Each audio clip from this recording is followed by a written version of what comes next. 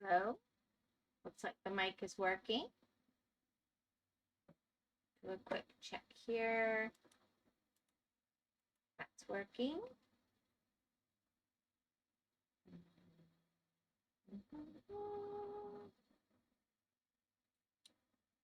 Channel.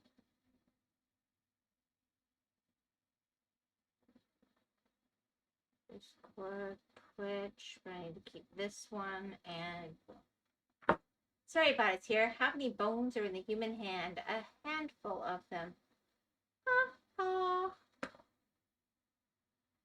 I'm going to give you guys a chance to show up.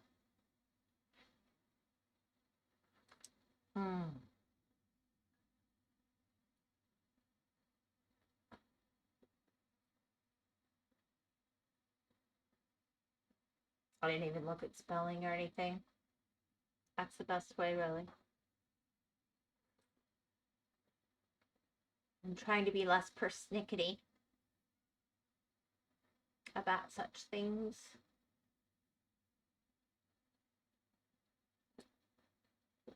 Oh, that's good. Alrighty.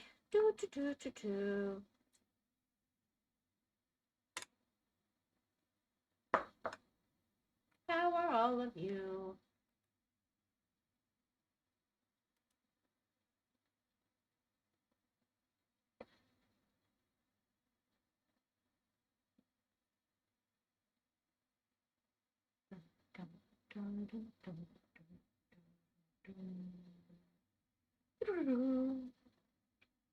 I guess I could kill my computer and put up something else while I wait, but I have a game. I have a video and a second video.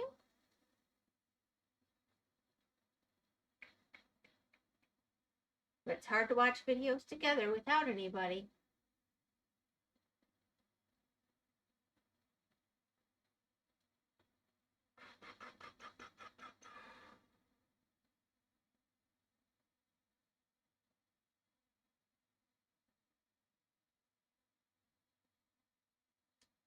Alrighty. 2 minutes. It takes about 10 minutes usually.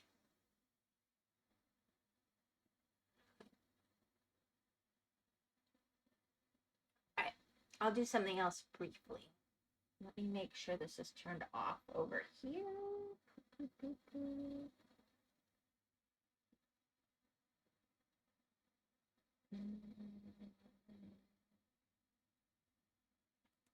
Alright. What I'm going to have to do is small screen that briefly. Oh, hi, Nameless. Uh-oh, what did I do? Okay. I gotta go back on big screen now. Okay. I'm doing well. How are you? I have a video that you're going to be too tired to watch. But Tomas wanted dinosaurs. And I found one with dinosaurs. And I found another one that was wyverns versus dragons. What's the difference? They pronounce it oddly, like 95% of the people in the world as wyvern, but I can forgive that. How are you doing, Nameless?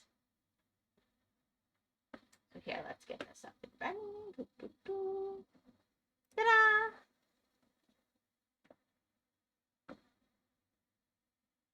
Here's a little teaser. Oh gosh, that's too loud.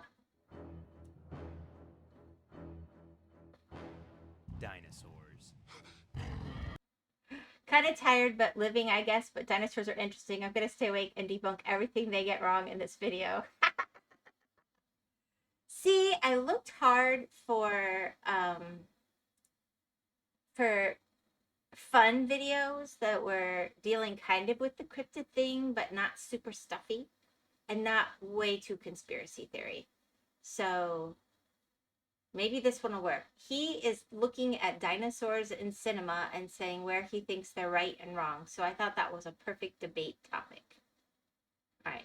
I guess they're starting with Jurassic. The ultimate in charismatic megafauna. Sure, dragons are cool, but dragons aren't real. Jesus Christ, that thing's real! And while an interest in dinosaurs is pretty common for your average American boy growing up in the 1990s, I've never shaken the fascination. Dinosaurs were my entry point into science. I can end if you have a better option, but I hunted hard. I was trying to find something.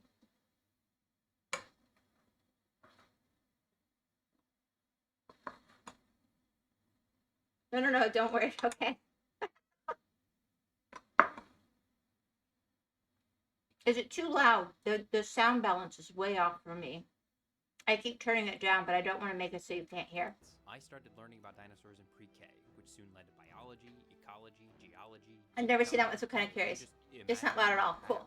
I have these sense memories as a kid of just wandering There, around. I'll pop it up a little. Thinking about how whole ecosystems rose and fell long before there was a single human being around to witness them. It was also enigmatic, terrifying, and inspiring, and all of it within the realm of human understanding. To know paleontology is to know geopolitics. When I was an undergrad in college, I got to go on a real live dinosaur dig. I used to study Professor had this paleontology actually at one massive point. color-coded geologic map of the entire state of Wyoming, where each color represented the age of the exposed bedrock. This thing was accurate down to the square acre. And That's I kinda asked him, cool. where'd all the money for this come from? Did some paleontology department pinch pennies until it could finally afford to map an entire state? And he said no, they weren't the university's maps at all.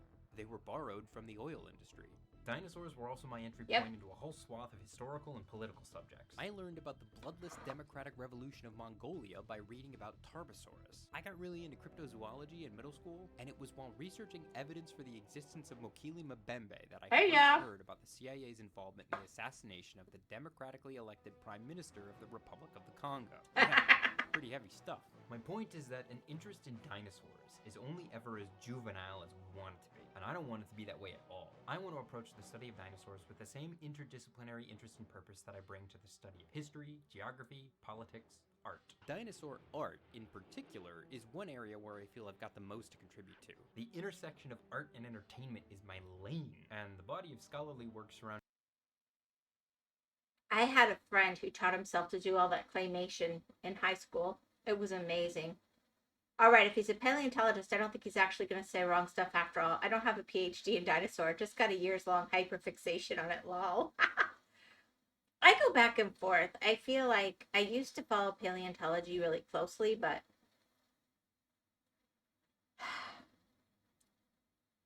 you got some wackadoodles out there.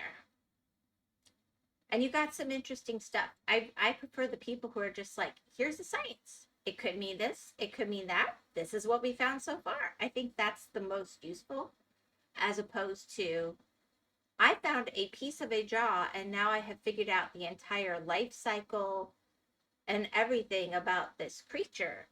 They don't have enough clues yet to figure out even what creature it was necessarily, which is how we ended up with that whole Brontosaurus kerfuffle, where they had the wrong skull on the wrong body for so long, and then they had to decide to call it a patasaurus because the skull had been found first.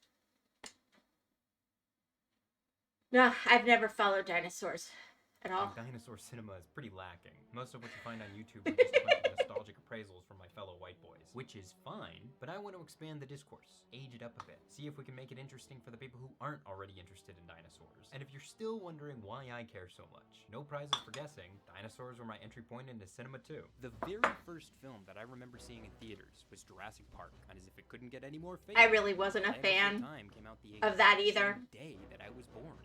Oh That isn't gosh. true. I was actually born 1 week earlier. The same day that Ernest Saves Christmas came out. But how Oh cool would my that have been if I gosh. had? Now, when I first sat down to make a video about dinosaur cinema, I thought I'd do like a simple little introductory survey course. But then I immediately came up with a list of 34 films I wanted to talk about in one video. Which, in hindsight,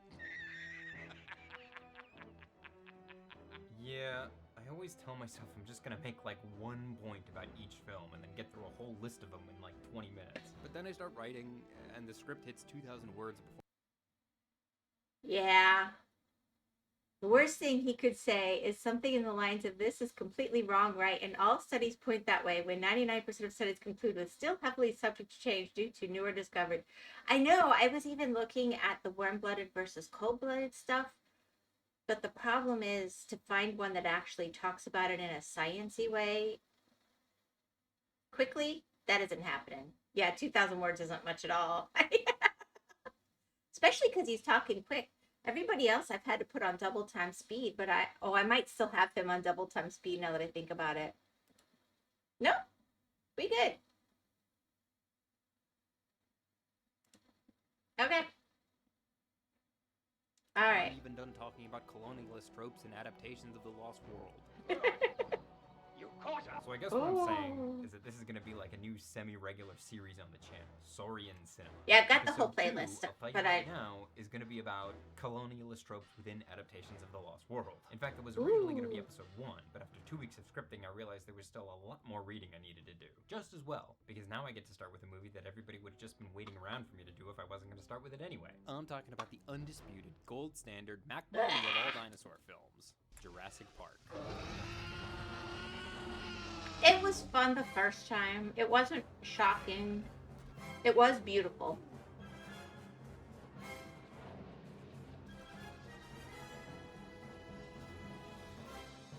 You should look at my essay, over 200,000 words on the complete known life cycle of life of 70% of known dinosaurs. How The cool. dinosaurs are breeding. Oh my Part 1. goodness. Formal film criticism versus nostalgic fanboys. My favorite thing about formal film criticism is that you can apply it to anything. Explore Yep. any idea with literally any film. You don't have to wait around for a movie to provide you with a specific... Nameless. Why did you stop at 70%? Your teacher made you stop. Jurassic are great. Films, not documentary. Yes. But he specified that. He's trying to look at what is real and what isn't. Here's the thing. I don't know how much people know now, but when it first came out, their big claim to fame, you should come see it because we worked really hard to make accurate dinosaurs. 70% because my hyperfixation stopped after that. All I believe that 1,000%. So you could even go into Universal Studios and they had the actual working models for the smaller things. Because remember, CGI was still pretty new. And they were trying to see what did dinosaurs look like. So it was a very cool concept. But I think if it was one of your first movies, it was maybe cooler. And for me, it was really neat to watch the first time, but it wasn't one for me to watch over and over. But I saw issues with the movie at the time as I'm sitting there and everybody's oohing and awing over the dinosaurs and I'm going, why is that individual doing that with that vehicle? Why is that individual doing that with that gun? When you've got blah, blah, blah going on? That makes no sense. Either they know their stuff or they don't. And they got the look of dinosaurs completely wrong, but they can't blame them with the knowledge they had back then. Exactly. If nothing else, it's a time capsule into what the top paleontologists at the time believed our dinosaurs looked like. They actually really did try to do that. Yeah. So that's kind of cool. I mean, I think that's really neat to look back at things that way and see, hey, this is what we thought it looked like then. This is what we think it looks like now.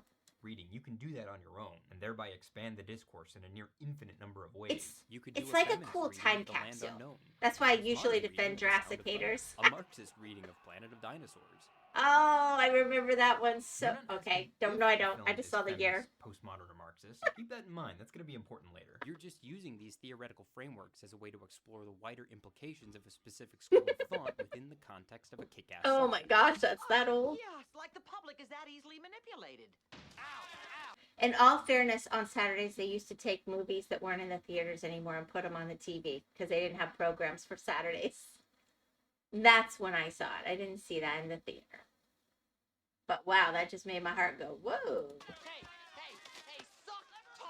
You could analyze Jurassic Park through any number of critical frameworks, but I think gender makes the most sense, since it comes up in Jurassic Park a lot more frequently and a lot more Yeah. explicitly than in most sci-fi action thrillers. There are I several would have liked major plot that. points that hinge on gender.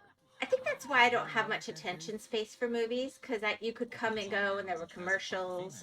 And we had a black and white TV back then, so. We can discuss sexism and survival situations when I get back. Then there's all the various ways in which gender is coded throughout the film. Everything Yeah, from Grant and that Sanders' annoyed me. color-coded I shirts kind of to the fact complained that about it in the teens' theater. agency and sense of adventure tend to get rewarded by In the whispers narrative, to the whereas people I Rex was with. tends to get clobbered. Quietly. Where's the goat? Oh, did you think this was just gonna be another glowing YouTube review of a beloved 90s action film? I only asked because I want to know how many nostalgic fanboys are already writing defensive screeds in the comments before I've even said what I actually think. In 2005, author and film critic Joshua David Bellin published Framing Monsters, Fantasy Film and Social Alienation, in which he gives a gendered analysis of Jurassic Park. Basically, a close reading of the film that focuses on how it frames, codes, and editorializes gender. And he comes out swinging. Jurassic Park represents the patriarchal family as threatened and besieged by monstrous women, while at the same time seeking to resolve the threat and absolve the father by collapsing ideology into biology. Basically, Bellin argues that Jurassic Park is a coded call to suppress female reproductive autonomy, and for men to take their rightful, natural places as heads of the patriarchal nuclear family. He argues that both the narrative and the camera work prioritize male vision, male thought, and male agency. Women Well, I think are there's a belittled, little of mocked, that. and even punished for attempting same. Sure, men might. Okay, you know what? I wouldn't have that righter than the critics law. I'm going to say this. She was annoying. If you do the things she was doing, you would die. She did not have good survival instincts. I don't think that was just randomly making fun of feminism, but it is a matter of, you know, okay, there are girls who would rather be with a bear than a man. I've seen a lot of bears. Yeah. But I don't know that that means all women would be that way, or that they're saying that. Thank you. That's a big jump. But as a character, oh my gosh, insufferable. Cause all the problems in Jurassic Park, but they're also the ones who fix them. And what's more, they're the ones the problems are supposed to be fixed for. If on the one hand, the film presents men as prideful violators of the natural order, on the other, it celebrates the right of patriarchy to rule a female world depicted as chaotic and unpredictable. Well, that's bad. A jump? But does it actually track? I don't Part feel 2. like it does. Men are from Mars, women are from the Cretaceous. In essence, Jurassic Park is a story about an island full of female dinosaurs that are recreated by a team of almost exclusively male scientists, who are subsequently put in danger when the dinosaurs do the two things they're not supposed to do: breed and break free. As Bellin As a puts character, it, the abdication of the paternal role, men's trifling in reproduction. As a character, she was awful, but as representation of women, well, that's a bad one. I agree. I feel like I never looked at it and said, oh, this represents all women. She's a caricature, not a character in that sense. It's a movie. You've got 2 hours. You've got to have some of those things built in. But I would like to believe that 85% of women would have some common sense and go, let's tickle the T-Rex. I'm not saying she tickled the T-Rex. I mean, as a ridiculous, you know, at some point, you know, there are men who are emotional thinkers, but not most of them. And there are women who are emotional thinkers. I hope it's not most of them. But I do think they tend more towards it. I could say that because I'm a girl.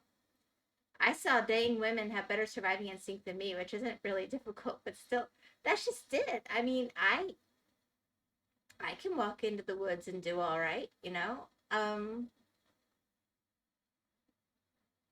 But I'm also not going to be making a lot of noise. I'm not going to be drawing attention to myself. I'm not going to present myself as a threat or as something to, you know, fight as a status thing. I don't know. Outside the nuclear unit has loosed a band I'm of screeching comfortable. harpies who rend and tear those foolish enough to court them. Enter Alan Grant, a man who wants nothing to do with kids at the start of the film, which is then presented as his one great flaw. Oh, Ellie, look, they're noisy, they're messy, they're expensive. Cheap. They smell. In fact, a disinterest in children reads as almost every male character's major flaw. I have terrible Nero survival might be a instinct. Like, for greedy, real, got to say hi profit-minded to lawyer. death more than once. Dude, don't say hi to death. Well, you can say hi to death as long as you don't say, I come in peace. You win. I mean, how am I going to put this delicately? Because this ultimately will be on YouTube, and it ultimately is on Twitch right now. I think that our smartest, most curious people, it's wonderful when their parents get them to adulthood. Because they find themselves in these situations that their brain went before they figured it out, and they haven't learned a balance yet. Most of the time it wasn't my fault. Yeah, but that still works. You're smart. And I bet you have curiosity sometimes. And people who just didn't care or didn't notice would have maybe been at less risk. I don't know, though. I wasn't there. I know nothing about context. This place. But it's not until he abandons the kids to the T-Rex that he's finally punished in the narrative. Good for you. Malcolm fares at least slightly better. He comes off as a total cad in the first half of the film, who leaves a trail of unsupported children in his wake. Got any kids? Me? Oh, hell yeah, 3. I love kids. Anything at all can and does happen. Who at least partially redeems himself by trying to distract the Rex long enough for Grant to rescue the kids. As Bella notes, Malcolm doesn't die, he merely suffers a broken leg. Enough to lay him up for a while and perhaps afford him time to atone for past indiscretions. I'm not smart, and I'm way too curious sometimes. Like, ask me sometime how a union could have saved Jurassic Park. A man who's consistently codified as a smutty teenager. Look at this workstation. What a complete slob. Barely capable of fathering children, much less raising them. I actually kind of love Bellin's reading of Nedry, though. In an enactment of the teenage boy's wet dream and worst fear, Nedry meets his end at the hands and mouth of a coy, frilly creature that turns into a terror in the front seat of a car parked on a ledge evocative of a 1950s-era lover's lane. Grant, by contrast, is presented as a man who isn't a bad dad so much as a man who needs only to channel his... This just feels overthought, but I had no idea this was out here like this. I mean, at some point...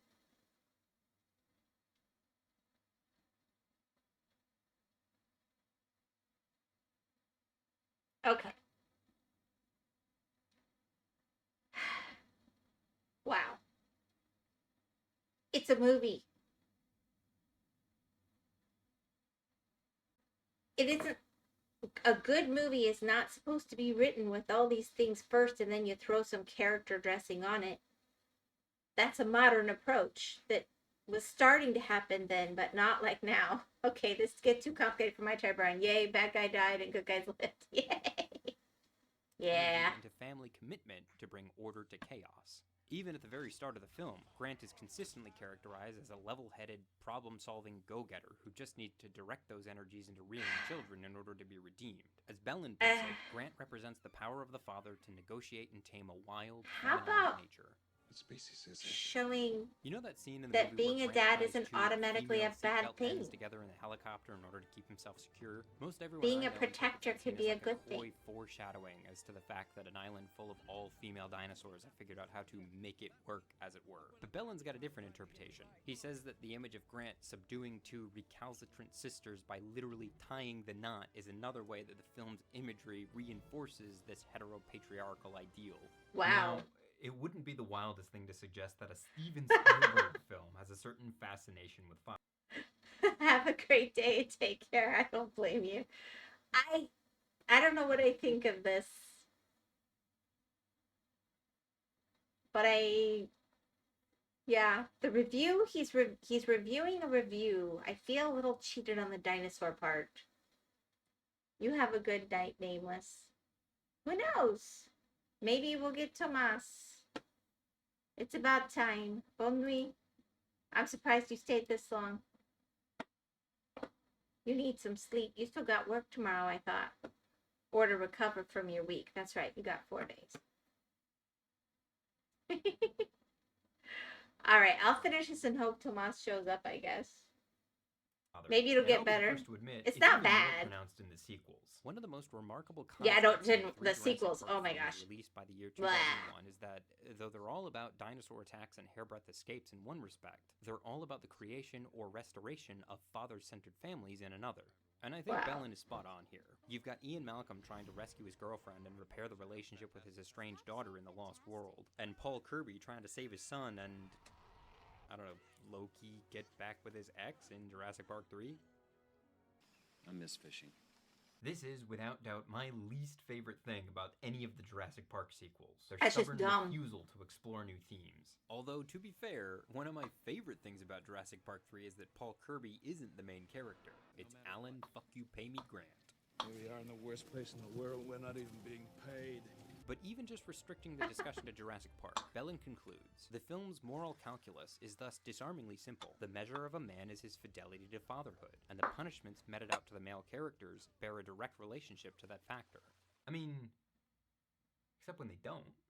Yeah. Bellin doesn't talk much about Muldoon, Mr. Arnold, or John Hammond. and Yeah. For good reason. There's nothing much paternal about any of their Nope. fates. They do little to strengthen his argument. Hammond endangers Lex and Tim by bringing them to the island in the first place, but I guess he recognizes his hubris in the end, and that means he's not marked for death. Meanwhile, Muldoon and Mr. Arnold are both mercilessly slaughtered by the raptors, even though they both seem like competent, proactive, and even fairly selfless guys. 3 minutes, I can have power back on the entire park. We're gonna have to cut the tour short, I'm afraid. But enough about the men. Part 3. The one and only adult female human. Bellin spends much of his time comparing Dr. Grant to Dr. Sattler, and for good reason. She's literally the only adult female human in the entire film. In the amber mine, at the archaeological dig, in the control room, in the dinosaur birthing chamber, women have, at best, walkthrough roles, while men are in command. Bellin's argument is that Dr. Sattler is there basically just to reinforce Grant's presence and primacy throughout the film. The first sighting of a full-figured dinosaur, for example, is insistently, even aggressively, granted to him. Having first spotted the brachiosaur, he rises from the jeep, removing his sunglasses, while Sattler, too busy fussing over a plant to notice that there's something much bigger happening in the field, needs to have her head turned by the force of her partner's hand before she catches on. As the sequence concludes, Sattler appears slightly out of focus behind Grant, snuggling up to him and confirming. Okay. I'm trying to be nice, but this just goes on. How many people do you want as main characters? You want it to work. You got, what, 2 hours, 3 hours? This isn't a long TV show or something. Each role is representative, and you want it to balance. His authority of vision and the reflected glow of which she can only bask. Okay, Oh, so gosh. Sattler's point of view definitely takes a backseat to Grant's in this scene. He's the guy we're supposed to be viewing the scene through. The film employs very specific filmic language to make that clear. But then we don't spend much time with Malcolm in this scene, or Gennaro, That's or right. Hammond. They That's each get 1 or 2 right. shots apiece. Sattler, Yep. meanwhile, stays with Grant for the entire sequence. From Yep. the first shot of the brachiosaur to the final shot of the scene, she's only excluded from a single camera setup that includes Grant.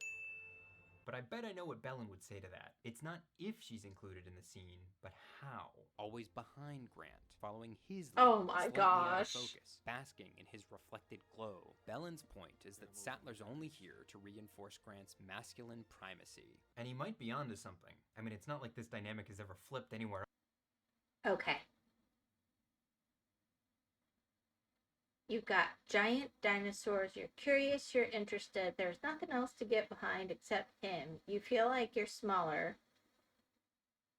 I've seen women do this even at zoos. It doesn't mean that she's subservient. She's actually like, eat him first.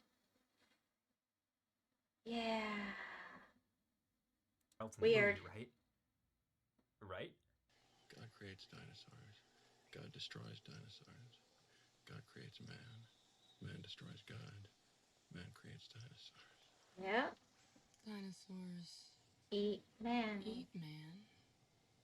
Yep. Woman inherits the earth. Okay, well, now here's a shot of Sattler busting Malcolm's nads about his use of patriarchal language, and now Grant's the one who's out of focus in the background. And see how the camera follows her movement at the end of the shot, affirming her vision, prioritizing her perspective? Yeah. And when you start to look for it, you'll find that Sattler's perspective is actually sort of emphasized like all throughout the film, exactly. Well, Bellin doesn't ignore Sandler's perspective. On the contrary, he feeds it right back into his thesis. Formal film analysis is absolutely obsessed with the gaze. Where people look, when, who gets to, and how are all critical factors when trying to determine what a film communicates. Bellin does well to highlight the primacy of vision throughout Jurassic Park.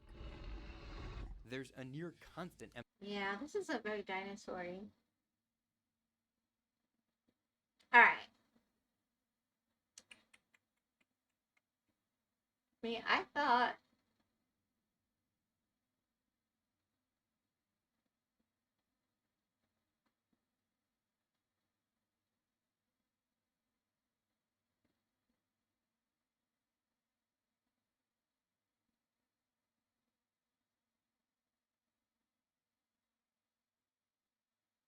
yeah. I was looking for more of a paleontological look. Paleontological. Alright. So here's what I'm going to do. Go find my other video.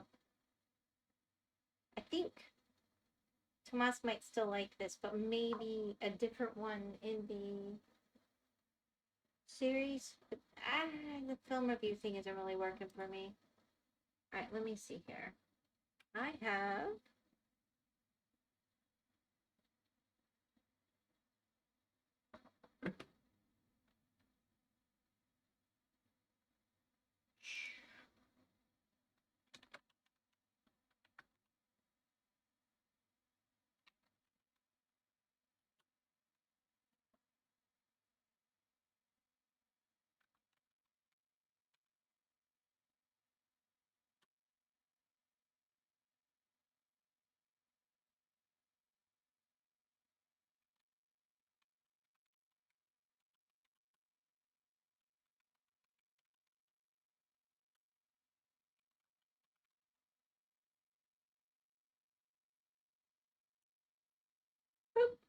see if I can find this video.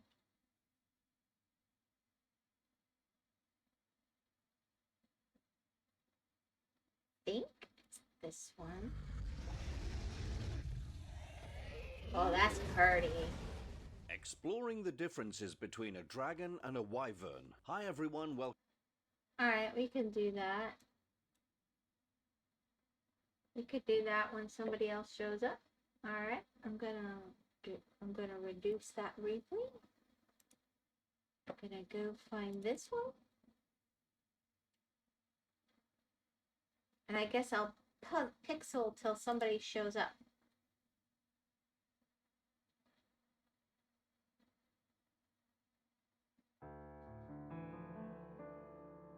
Yeah.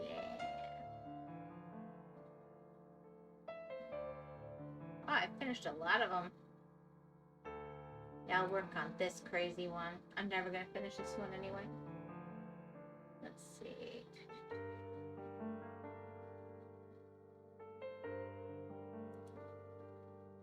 Oh, it is Tomas. Okay, you're here. You're here. Hold on. Hold on. I got a video for you. I was giving up and going with something else. Alright, hold on. You missed the dinosaur one, but I could go back to it. But I think I need a better dinosaur one. Here is what I have for you now.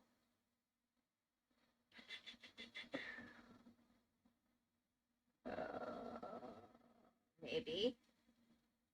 Maybe. Where'd it go? Where'd it go? Boom. There we go. Exploring the differences between a dragon and a wyvern. Hi everyone, welcome back. I'm Terry and this is Marvelous Videos. Giant reptilian winged beasts have been part of various laws and mythologies, whether in the forms of dragons. How's that? Sorry, late on the road. If you're on the road, I don't even know if you can catch this, but good try. You can go back and see the beginning of the stream later to see the dinosaur one. I was talking to Nameless a bunch on that. But I cut the video in half because it turned out to be more about this weird review of Jurassic Park, but it was supposed to be a paleontologist looking at Jurassic Park to see how real the dinosaurs were. So I don't know quite where that went sideways. I sweet too much? Aw. Alright, here we go. I know they pronounce it incorrectly like 98% of the world. But we're going to forgive them for that because, you know, not everybody understands that we speak it the right way here, even though, you know, wyverns aren't from here, and that's how you say it, like in Wales and stuff. Here we go. Or wyverns. But do you know the difference between the two? Isn't that Dragon beautiful? and wyvern are terms that are often used interchangeably, but they're actually very different creatures. Yes, they are. Here is a complete breakdown of how to distinguish dragons from wyverns and what I makes thought them Dwagon so would unique. like this Keep one if he watching. goes and Before sees we go it into our explanation, on we have a, a very small request. If you like our content, please support on us a, by subscribing to our channel. This is fun. a small click for you, but for us, it means a lot. Thank you. Yeah. Now, let's begin. Whoosh. Dragons and go. wyverns have different mythological origins. Yep. Even though from afar they might look quite similar, let's face it, if you see a dragon or a wyvern, you'd be running from it as fast as possible and not trying to get a closer look. But apart from appearances, which we'll come to, it's important to note that dragons and wyverns have completely different mythological origins. Both dragons and wyverns have been integral Sounding parts kind of of folklore and AI-ish. culture all over the world, stretching from the east to the west. In some cultures, they're seen as powerful, wise, and all-knowing, while in others, they're seen as embodiments of evil and destruction. As far as dragons are concerned, their most prominent mythological presence is probably in Chinese culture. However, the creature has evolved as part of Front folklore legs, right? Yep. in Europe, Australia, and the Americas as well. Interestingly, the first accounts of I'll give you the Cliff Notes version. All wyverns are dragons, but not all dragons are wyverns. Bam!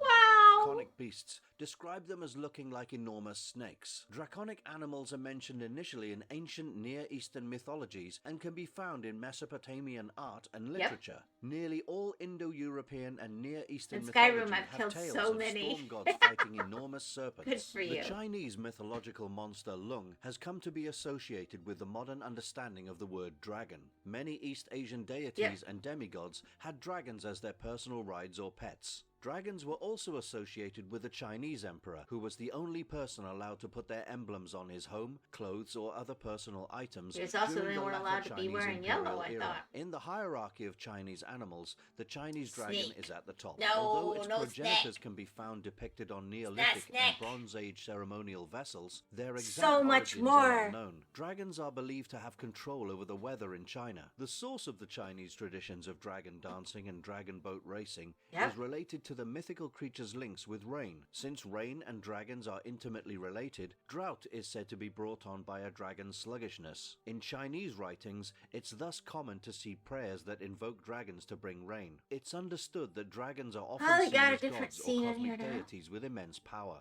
A version of this can be found in the famous Dota Netflix series Dragon's Blood, where dragons are the pillars of the universe, having control over the fundamental elements. Dragons play a significant role in many ancient Chinese customs. For instance, during the Spring Festival and showing Lantern almost Festival, no locals will Chinese usually assemble dragons, a though. 16-foot-long dragon out of paper, grass, cloth, and bamboo strips, which they will then dance and parade through the city. This ritual's original intent was to induce favorable weather and a robust harvest. The Chinese culture has also influenced the perception says of that's dragons not in the many intent Asian now? nations, including Korea, Vietnam, Japan, and other places. The dragon has traditionally You don't served have to as share China's the national belief for them emblem, to have and the that yellow belief. dragon banner of the Qing dynasty contributed to the perception that China resembles a dragon Oh, in so many Natsu. European nations. Yep. The Korean dragon resembles other East Asian dragons like Chinese and Japanese ones in many respects. It evolved a longer The beard as wings compared on to my the right Chinese dragon. and the In Korean wings on mythology, my left dragons are primarily come kind together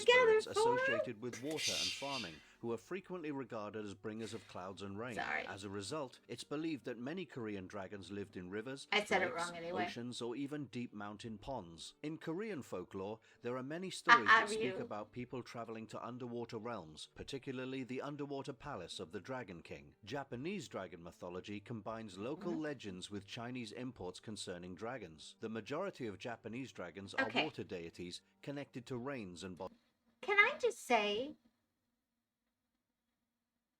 they look completely different. like a hardly related creature at all, and you're going to say, oh, theirs is based on Chinese, because what? Japanese can't, who's to say the Chinese ones aren't based on the Japanese ones, huh? We don't know. We weren't there. Bodies of water, just Shinra. like those in other parts of Asia. They're often Shinra. portrayed as enormous, wingless, serpentine monsters with claws. It was thought that metal could be used to pacify or expel dragons. It's said that Kino Tsurayuki and Nita Yoshisada both threw metal mirrors into the sea in order to placate the sea dragon god at Sumiyoshi and Sagami respectively. However, dragon mythology isn't limited to the East. In the West, both in the Greek and Roman civilizations, depictions of massive serpents whose names can be loosely translated into the word dragon are also abundant. However, there is a shift in how people perceive dragons when one moves from the East to the West. While in the East, dragons were seen to be wise, powerful and cosmic beings associated with creation, the idea in the West shaped up to be quite different. Western European folklore, references to Near Eastern European dragons found in the Bible, and the snake-like dragons of classical Greco-Roman literature were all combined to create the modern Western image of a dragon during the Middle Ages. The fascination with dragons as living creatures peaked in Europe between the 11th and 13th centuries. Here, typically dragons are shown to live in rivers or to have a cave or a lair underneath. They're thought to have ravenous appetites and to be gluttonous and greedy. Due to the Book of Revelation's descriptions of Satan as a dragon, they're frequently linked to the devil. Coming to more scientific explanations behind dragons, according to various sources, it's thought that when dinosaur fossils were first discovered, people in earlier times might have misunderstood them to be the remains of the hulking reptilian beasts. In fact, it's been recorded that Chang Tzu, a Chinese historian all the way back in the 4th century BCE, mistook a dinosaur fossil found in the region that is now known as the Sichuan province. This is the story in China, and while it may seem odd, a similar situation also played out in Africa and subsequently Europe. Nile crocodiles, which are native to sub-Saharan Africa, may have once had a more extensive range. By swimming across the Mediterranean to Italy or Greece, they may have given rise to European dragon stories. With mature individuals growing to a colossal length of 18 feet, they're one of the largest crocodile species. Unlike most others, they're also able to perform a maneuver known as the high walk, in which the trunk is raised. Why, thank you. You said that sounded really tempting and you haven't eaten. We even give you green onions. You did. I probably would have done chopsticks. Me too, but I wasn't sure because you switch back and forth between which one you prefer. All right, let's see. Oh my freaking gosh, kid. Hope it doesn't make you sick. Or that at least it's worth it. Feel better. Can you bring me my hot sauce? I don't have any gochujang right now. Woo, gator, crocodile, hedgehog, yep.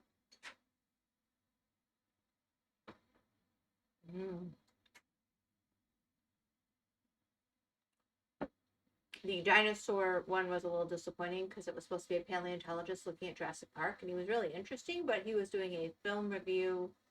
He was reviewing a film review from somebody else about Jurassic Park and presenting himself as a paleontologist. And I'm like, yeah, but you're doing nothing paleontological, so why do I care?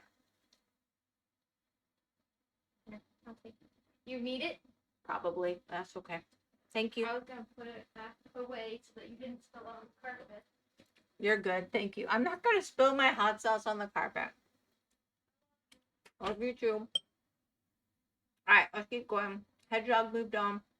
Off the ground.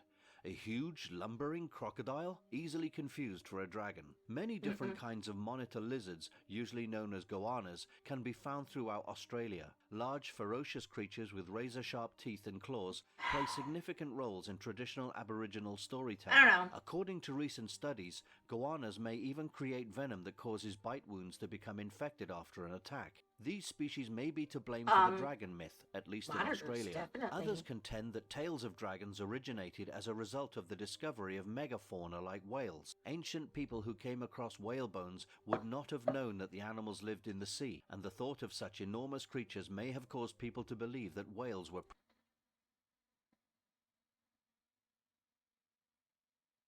reptile mating. Oh, I can hook you up. Okay, this guy's an idiot.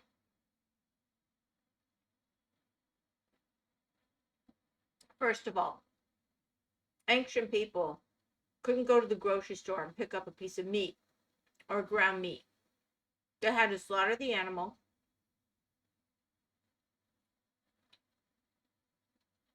or cook it whole and break it down. They knew what intact skeletons looked like, and they ate whale. They knew the difference. Sorry, roasting, I'm sorry. But I could understand them seeing the bones of dinosaurs and construing what they might have looked like pretty accurately. I can go there. That they would see a whale or a crocodile and believe it was the same thing.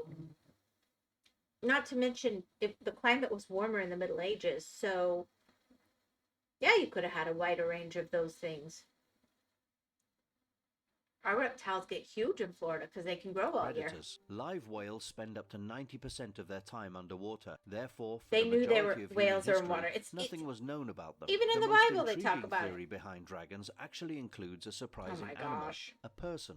Anthropologist David E. Jones makes the case in his book An Instinct for Dragons that the reason why dragon mythology is so pervasive across ancient societies is because human beings have an inbuilt dread of predators nurtured by evolution. Jones speculates that the trait of fearing large animals such as pythons, birds of prey and elephants has been programmed into hominids, much as the same way monkeys have been proven to have a fear of snakes and big cats. He contends that these enduring worries were commonly blended in folklore in more recent times. This guy doesn't know what he's talking about, right, Tomas? We together? Oh my goodness.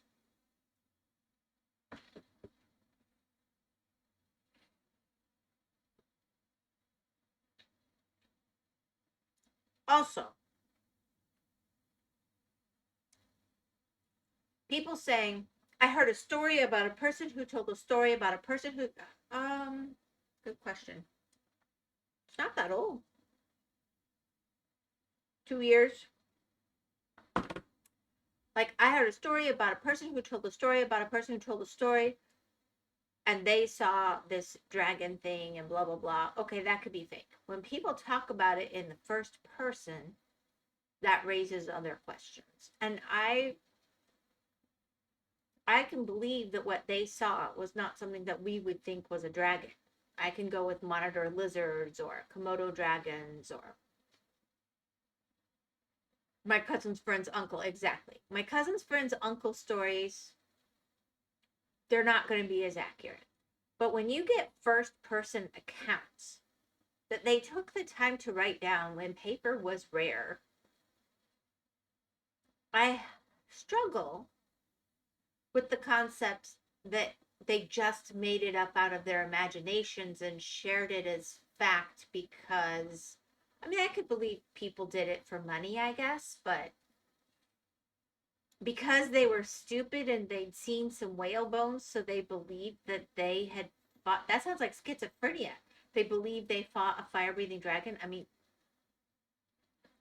yeah, there's stories like that. Let's go chase some windmills, but still. To produce the dragon tail. Dragons thus have an incredibly detailed history. However, wyverns are also not that far behind. While dragons are more multicultural, Egypt wyverns did are have mostly stone, European yeah. in origin as far as mythology is concerned. It's apparent from bestiaries and alchemy writings that wyverns were well known throughout Europe as early as the medieval period in the 5th century AD, despite the fact that the first wyvern representations have been lost to history. According to some experts, the wyvern may have evolved from Roman battle flags that the early Europeans would have seen as Roman armies moved further north. The fact that the word wyvern can be traced back to the Latin word vipera, which the Romans would have used, lends credence to this theory. Wyverns are thought to have first appeared on English war banners in the 9th century, when Wessex and Wales were each symbolised by a gold dragon. By the 16th century, several illustrious families in Wales and Wessex had included this small dragon as part of their coats of arms due to its appeal as a representation of bravery and strength. The dragonette was adopted as a logo by English businesses all around the country during the 19th century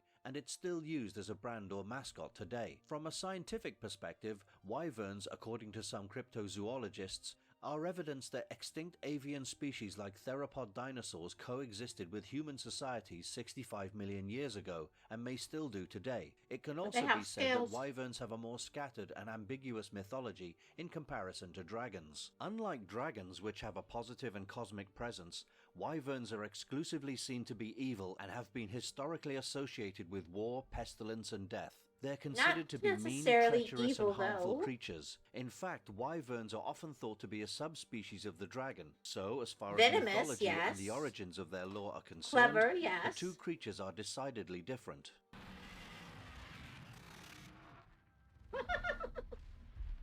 Their appearance sets them apart. The two beasts are also quite different in appearance. Many people think that wyverns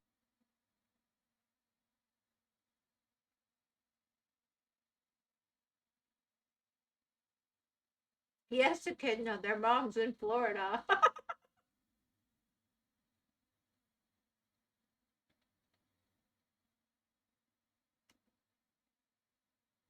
I don't think this dude talked to anybody in Wales. and dragons are related because of how similar their physical features are. Even while that may be the case, they're still completely separate species with distinct physical characteristics. The wyvern has a dragon's head, a forked tongue, a scaly neck and leathery wings, but it also has an eagle's two clawed feet. Their legs not only give them a distinctive appearance, but also a distinct way of moving, hopping, hovering and pouncing rather than crawling. It also has a long serpentine tail that is frequently represented as twisted or twined into itself to show the monster's extreme venomousness and destructive nature. The tails of wyverns also have a distinctive barbed end. According to some writings, this barb is actually a stinger that can inject a lethal quantity of poison, giving them a unique tool that dragons do not have. Other writings depict dragonets that have evolved a more fish-like tail in order to adapt to semi-aquatic living. Coming to dragons, Western and Eastern ones have different features. However, they're still distinguishable from wyverns. Western or European dragons are typically portrayed as enormous reptiles with bat-like wings. Early European literature frequently depicts dragons with 1, 2, 4 or more. Doctor Who has time. Wyverns that try to correct inconsistencies.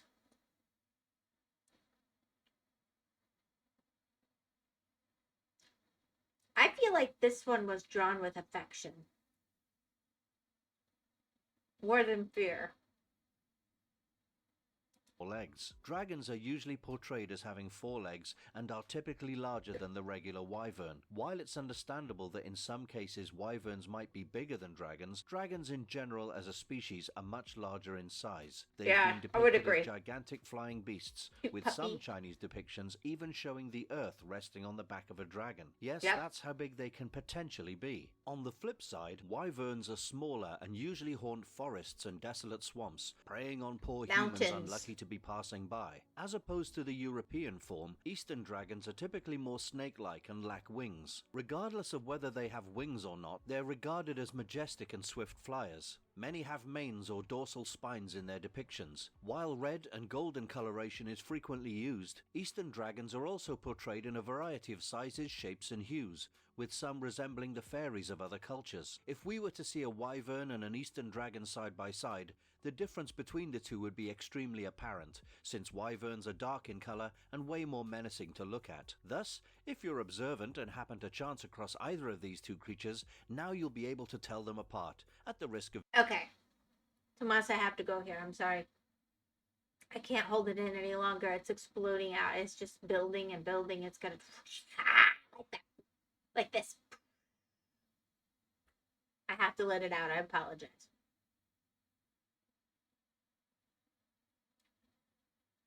Each area where people talk about their types of dragons, we have found paleontological evidence of dinosaurs that are similar. But we had to dig down, and they didn't have those before maybe the 1800s. Okay, so maybe some areas they found a few pieces. Let's go here. If you look at an Aztec or a Mayan temple, Yee, I know. If you look at an Aztec or Mayan temple, a jaguar is a jaguar. It's real. They used to say it wasn't. It is. An eagle is an eagle. You can recognize all of those creatures. And they had the Quetzalcoatlus on the Aztec stuff. That's like, but that wasn't real. And then we find dinosaur bones of a winged dinosaur that flew, probably, in Mexico with like the feathers and the rock and everything. And we even named it Quetzalcoatlus. And we're like, boy, they had good imaginations. Either A, they found fossils of their own in their own area and drew art and felt like that was maybe, you know, like that's we don't get to see it because it's God and we're not. Okay, fine. But those were depictions that were recognizable. Why are we going to say, oh, they just, you know, just because they were ancient doesn't mean they were stupid. I'm sorry. This just always this is a little bit of a thing for me.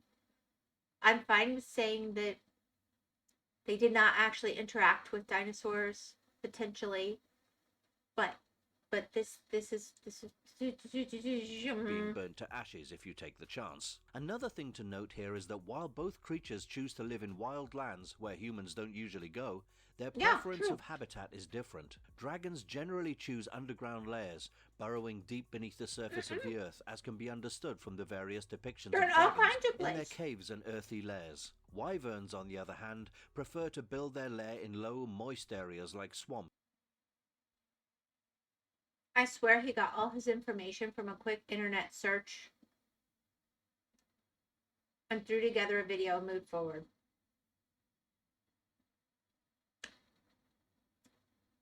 Or around desolate pools and lakes, often deep inside confusing forests. The number of limbs establishes a fundamental difference. While they do have distinctive appearances, it might be tough to tell them apart from afar. However, one fundamental difference between... Okay. A bobcat has a short tail.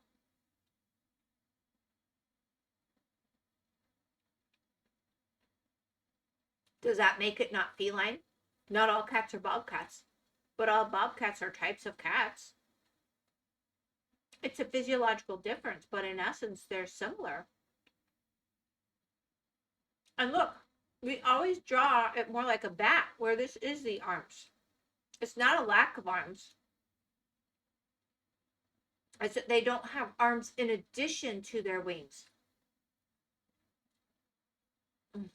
Between the two species is the number of limbs they possess. To put it very simply, dragons have 4 legs while wyverns have 2. It's generally thought that since wyverns are a subspecies of dragons, they were created as the years went by and dragons devolved into these lesser creatures. This was largely due to their dwindling numbers and attacks from humans, which led to the dilution of their bloodline and the subsequent creation of the 2-legged wyvern, often thought to be a distant cousin of the dragon. As far as the wyvern is concerned, their front limbs are attached to their wings, making them similar to arms. This is actually a sign of devolution, because it makes it easier for a knight or a brave villager to attack a wyvern because it can't move its wings away when it wants to use its front talons to attack or retaliate to a... What is cat's dog? Is it both? I think a cat is a cat and a dog is a dog, but if you're going to look at a Great Dane or a Malamute and you're going to look at a Chihuahua, you're going to be like, these are clearly different creatures, and yet we consider them both to be canines and both to be dogs, so they're both in the same family. Or think of those red, hairy, beautiful, beautiful cattle in Scotland versus, say, the black and white cows you see on milk cartons versus the lovely brown, like Jersey you got your Jersey cows, you got your Holsteins. You like cat dog, I know. I'm not going to sing you the cat dog song right now. Strike. One hit to You its gotta arms sing it to also yourself. serves as a blow to its wing, making this a major flaw that the wyvern possesses and the dragon doesn't. As a result of their front limbs and wings being fused, it's also in general tougher for them to move their wings, which makes them less adept at flying when compared to dragons. However, there is also an upside to only having 2 wings. It means that they're lighter and it's less cumbersome for them to move, making them faster and more agile when compared to dragons. However, and this isn't to confuse you further, different types of dragons also have different numbers of limbs. Since dragons have been depicted in all kinds of ways in both Western and Eastern mythology, they've been shown to have a varying number of limbs. Although 90% of the time they're shown to have 4 or more limbs, never fewer than 4. Often, Chinese dragons are portrayed without wings and having 4 limbs, while there are other depictions showing dragons with 6 or 8 limbs and more than 1 head as well. But as they have so many limbs, it's often assumed that they're great hulking creatures and are generally slower and less agile when compared to wyverns. One of the best comparisons is between a T-Rex and a velociraptor. While the T-Rex is way more powerful, the velociraptor is more frenzied and faster when it pursues its prey. Yep. Wyverns are generally weaker, but often more aggressive. Being the smaller and lighter versions of dragons, they're generally considered to be the weaker out of the 2. However, don't underestimate wyverns. These creatures are thought to be so aggressive and dreadful that they supposedly pollute the earth upon which they tread. As they travel through an area, grass wilts and the place becomes barren. Fungus grows on the land and loathsome slime or distorted tadpoles and flounder-like creatures spawn. Due to their bad temperament, they're also inherently more aggressive and have repulsive personalities. Hence, I agree with you. They watched Game of Thrones and 2 animes. That's what I'm thinking.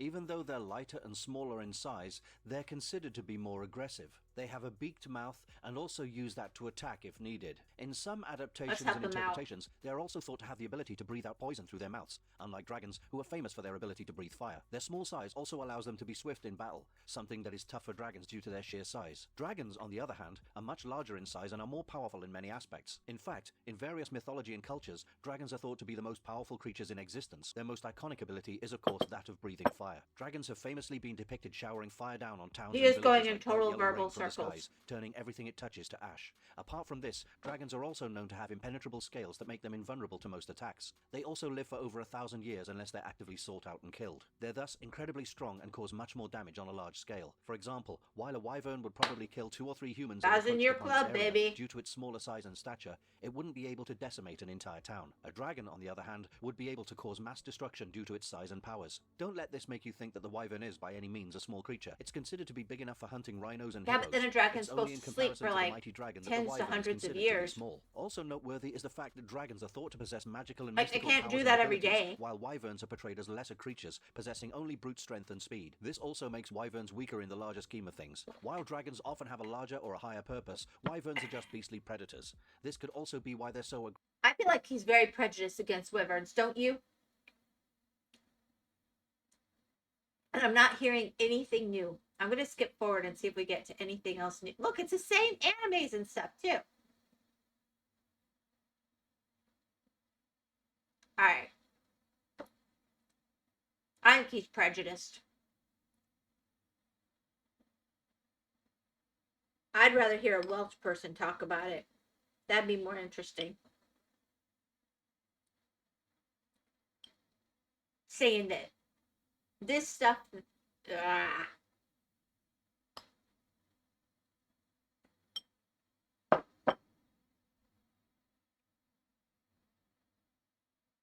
I mean, okay. I could maybe see arguing like the Spice Road and stuff. Yeah.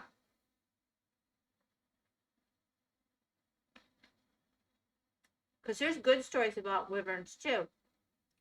But they're not good, they're not bad. They're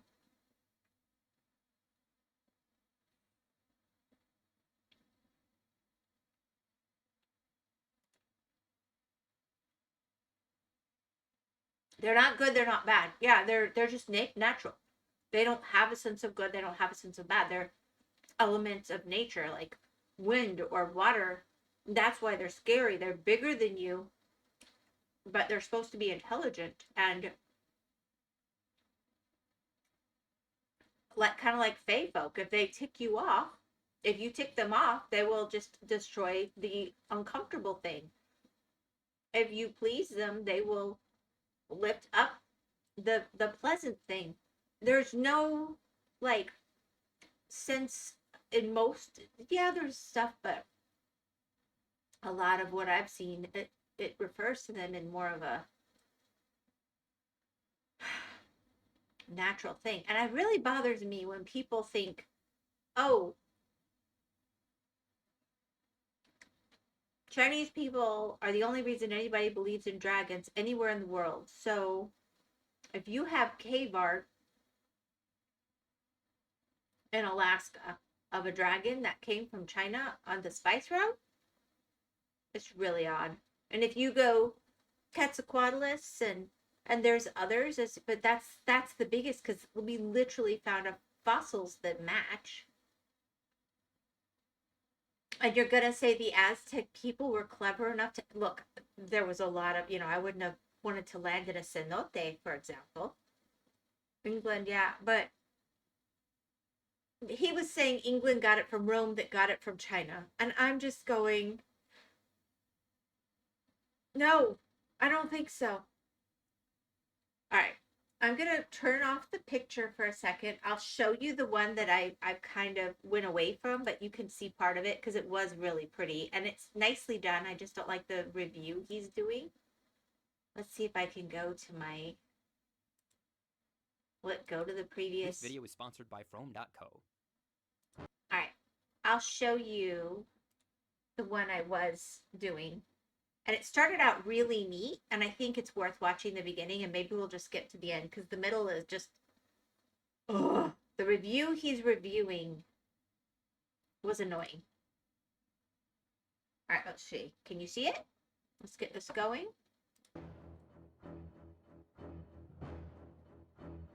But he might be worth seeing. This is a whole playlist. He might be worth seeing more of. Just the ultimate. This one was getting on my nerves. Sure, dragons are cool, but dragons aren't real. Jesus Christ, I think it's real! And while an interest in dinosaurs is pretty common for your average American boy growing up in the 1990s, I've never shaken the fascination. Dinosaurs were my entry point into science. I started learning about dinosaurs in pre-K, which soon led to biology, ecology, geology, deep time, hell, even just... See, this looks promising, right? Sense memories as a kid of just wandering around the forest, thinking about how whole ecosystems rose and fell long before there was a single human being around to witness them. It was also... Nameless popped in to say goodnight and keep his spree going or whatever, and then he went... He got sucked in for half of it. I got to go on a real live dinosaur dig, and the professor had with him this massive color-coded geologic map of the entire state of Wyoming, where each color represented the age of the exposed bedrock. This thing was accurate down to the square acre, and I asked him, where'd all the money for this come from? Did some paleontology department pinch pennies until it could finally afford to map an entire state? And he said no, they weren't the university's maps at all. They were borrowed from the oil industry. Dinosaurs were also my entry point into a whole swath of historical and political subjects. I learned about the bloodless democratic revolution of Mongolia by reading about Tarbosaurus. I got really into cryptozoology in middle school, and it was while researching evidence for the existence of Mokele Mbembe that I first heard about the CIA's involvement in the assassination of the democratically elected Prime Minister of the Republic of the Congo. Yeah. You don't like the pretty vibe? stuff. Yeah. The point is that an interest in dinosaurs is only ever... Alright. So. Let's put something else on. You want me to find another topic, or you want me to find something else like this? I don't think I found horrible ones. I just think... Here, you know what? Let me just look up. Are there any videos on Quetzalcoatlus? Surely, yeah?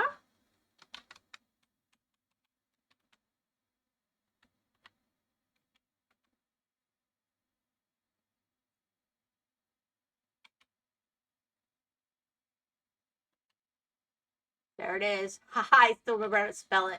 Holy freaking crap. I'm awesome.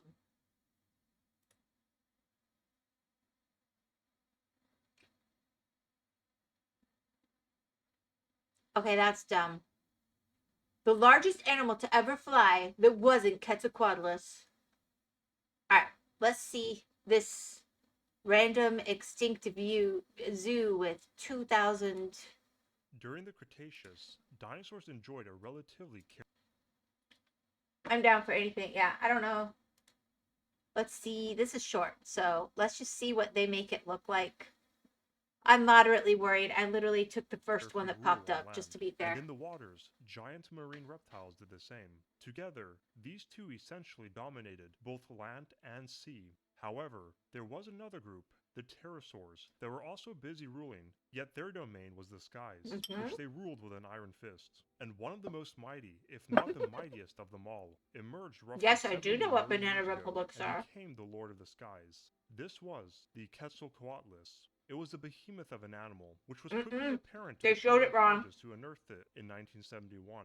In fact, its size was so remarkable that the founder of the bones named it after a giant Aztec feathered serpent god. He also gave it the species name Northropi, a nod to the founder of a large aircraft manufacturing company. Thus, Quetzalcoatlus northropi was born. Yep. Eventually, a second species was also discovered. They showed it with bat wings, but we know for a fact there were feathers. We have found feathers in the fossils. Like I've seen, I was lucky enough to have a professor who was a paleontologist from Mexico, and he got us access to some of them. It was so cool.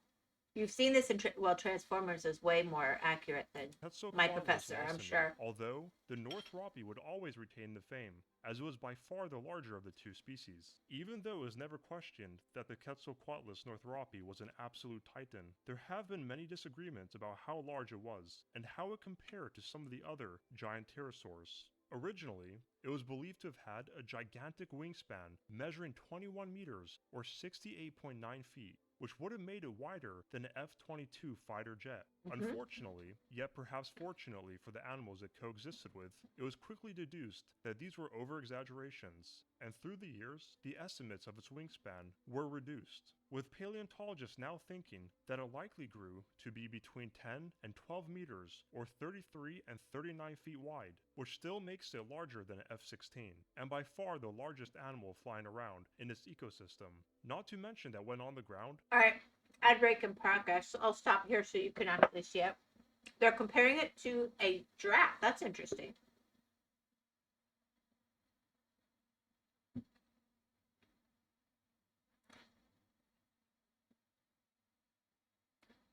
But in Transformers, wouldn't it have been Beast Wars? I don't know. I wasn't as big a Transformers fan. Alright, is the ad break over yet?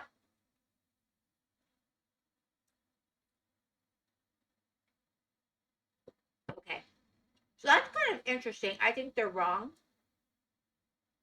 That doesn't mean they weren't wrong the first time. I've seen depictions. This is not something I've seen before. I'm curious why we've changed to this wing shape. It was more like an actual feathered serpent in some of the other depictions I've seen. So I'm just curious. But it's interesting to compare it to a giraffe. It was about as tall as a giraffe.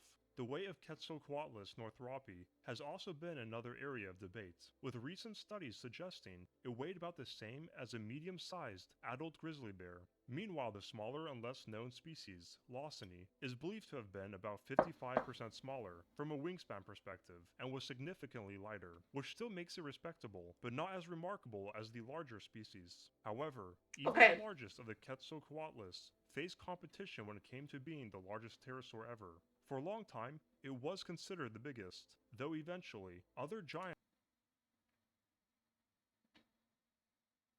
If you come across a California condor, you will be impressed and you will not feel safe. Man-sized is no joke. That's not like a bluebird or a cardinal. I know people change the law consistently. I agree. I think you meant constantly, but I'd go with consistently too. They both work. Challenged it in size, with one being the Hatzegopteryx, a titanic pterosaur hailing from what is today Europe. It had a similar wingspan compared to the Quetzalcoatlus, perhaps being only slightly smaller, but its edge was in the weight department, as the Hatzegopteryx was stockier and possessed a larger skull. How would that even almost guaranteeing that it fly? was heavier. Yet, this doesn't take away from the epicness of the Quetzalcoatlus, as it is still the undisputed largest He doesn't even know how to pterosaur say it ever right. inhabit North America. In fact, its size has led many paleontologists to wonder how it Oh, could good. fly, and a few think it couldn't. This idea emerged in 2010, with some stating that it was simply too heavy to fly. They messed up the Quetzalcoatlus. It's literally a feathered serpent. Look at this thing. They failed. I love you, baby doll. Aww. You're the best. You're my favorite. Okay.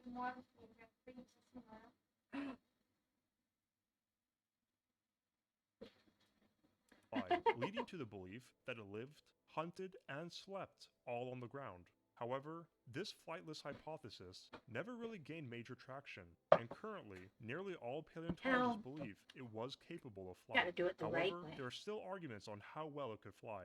One study Not the suggested other way. that the Quetzalcoatlus was an amazing Love you. flyer. The paleontologist who conducted the study proposed that it would perform short bursts of powered flight before transitioning into a soaring state, where it could then reach a speed of 130 kilometers per hour, or 80 miles per hour, and maintain that for 7 to 10 days, granting it an exceptional flight range.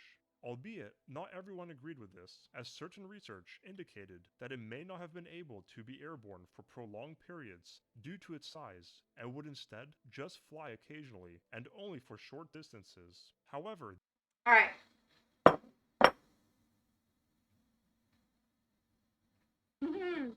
Tomas. They still don't know why the bumblebee can fly.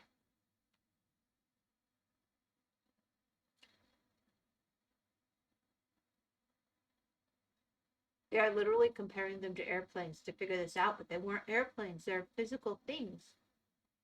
They're biological. this research did maintain the consensus that it was a surprisingly strong flyer when it Sorry. did fly, which was mainly sorry. thanks to its large breastbone, which would have been roped with the muscles needed to produce enough power to carry itself through the air. Still, this didn't answer the question of how it was able to initially get off the ground. The answer wasn't its wings, rather its robust and powerful hind legs, which the Quetzalcoatlus would use to leap into the air. I mean, that's where it more would like then a flap its rock. wings to carry on ROC flying. rock. And how it flew wasn't the only area of interest for paleontologists. And we know there were As since dinosaurs the that did discovery that. of this giant pterosaur, many have tried to figure out how it hunted and what it hunted. In the early days, it was thought that the Quetzalcoatlus was, for one thing, not the piscivore, as the specimens found were far removed from the coastline and any noticeable large bodies of water. With this in mind, it was deduced that it was a scavenger that specialized in consuming dead sauropods, as paleontologists often Have to found the reach. two next to each other. It was agreed that it likely went after small prey too, but for the most part stuck to scavenging. This idea stayed in favor until the late 1990s, when new research painted the Quetzalcoatlus as being the skimmer, meaning it would catch fish while cleaving through waves. This thought stemmed from its beak, which along with being lengthier than a human, was bent on the bottom part, creating a gap between the upper and lower jaw. This would have made stripping flesh from deceased animals almost impossible, which led to the proposal that its beak was used to catch fish. Its long neck and the fact that it was toothless further supported this idea, although there were two issues. The chief one being that, as mentioned, the Quetzalcoatlus was found exclusively inland. The second issue pointed out was that the drag produced by its enormous body and wingspan would have made skimming too energy intensive, and thus once more, the diet and hunting style of this pterosaur was cast into doubt, until 2008, when a new study proposed that the Quetzalcoatlus lived like a stork, in that it would hunt small prey like mammals, lizards, and possibly small dinosaurs on land, while also utilizing small streams. This was ponds, part of a and 3 rivers dinosaur to catch combiner, fish which and the 2 others have crustaceans. odd names like This this. new idea further held Yeah. that it would scavenge when given a chance, but was not specialized at it. This conjecture made sense to many, as it would allow the Quetzalcoatlus to conserve I was energy, hoping they'd and is show further backed more- by the fact that I it don't had see him specialized really limbs showing much, that were rather well built like- for walking around on the ground. And because of its size and flight capability, it probably did not have to worry too often about predators. Everything he's while on showing land. is like Furthermore, computer it's thought that generated. it may have It's embarked not on short flights to spot prey and scout for good foraging like we areas. have Despite this being the most Pictures accepted of idea actual for now, the fossils debate we goes can on look about the at. eating habits of the Quetzalcoatlus. However, Let whatever me it look was, at this it clearly worked, anime as this for was an inspiration extremely instead successful of pterosaur, indicated by its abundance the in this actual ecosystem, which mainly Rocky consisted Bones. of what is today Texas. Back then, the landscape was made up of sparse forests, fresh ponds, and rivers. These lands probably also experienced dry seasons, during which the Quetzalcoatlus could have utilized flight to find fresh water. It was one of the most populous animals in its ecosystem, but was by no means the only one, as it shared its habitat with a diverse range of life, which included Alamosaurus, Bravoceratops, Gripposaurus, Critosaurus, Dromaeosaurs, and another pterosaur. It's possible that it also coexisted with the Tyrannosaurus and Torosaurus, as fossils matching these two dinosaurs have been found within the same formation, although not enough research has been done on said fossils to say for certain if the Quetzalcoatlus really lived alongside them in Texas. There are also claims that it was found in the Hell Creek Formation in Montana. However, this is uncertain for now, as a proper diagnosis of the remains hasn't been completed. Yet, if true, it would mean that the Quetzalcoatlus coexisted with a host of legendary dinosaurs, which would be fitting as this was a legendary pterosaur after all. Unfortunately, even its iconic status could not save it from eventual extinction. No, you tickled my dino paleontologists sense. believe that it perished Sorry. along with the non-avian dinosaurs during the I'm gonna try KP looking up extinction events. feathered serpent dino fossils. Accomplishing Maybe that'll certain have things in better. life requires a boatload of luck, and a good example of this is winning the lottery. It is so unlikely that you've got to bet. Come on, I didn't want to look at more. Alright, come over here.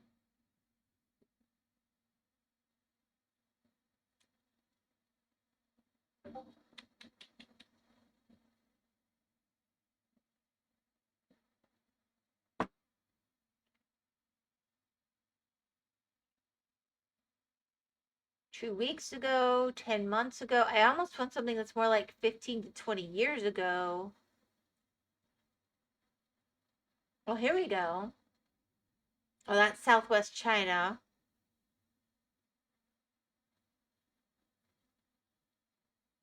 Pat, I'm sorry.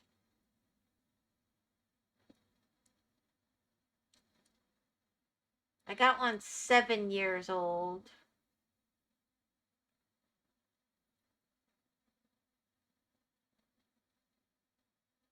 Okay, this one at least shows the actual like recreation of the.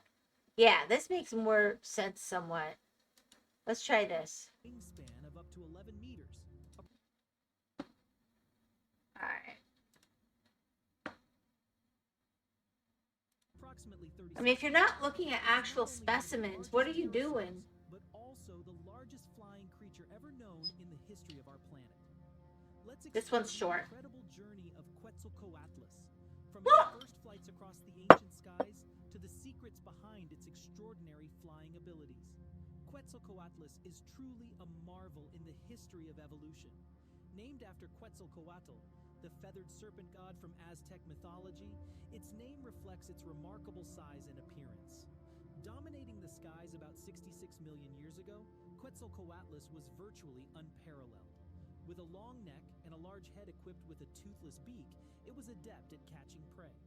Despite weighing up to 250 kilograms, about 550 pounds, it was not only capable of flight, but could also travel long distances.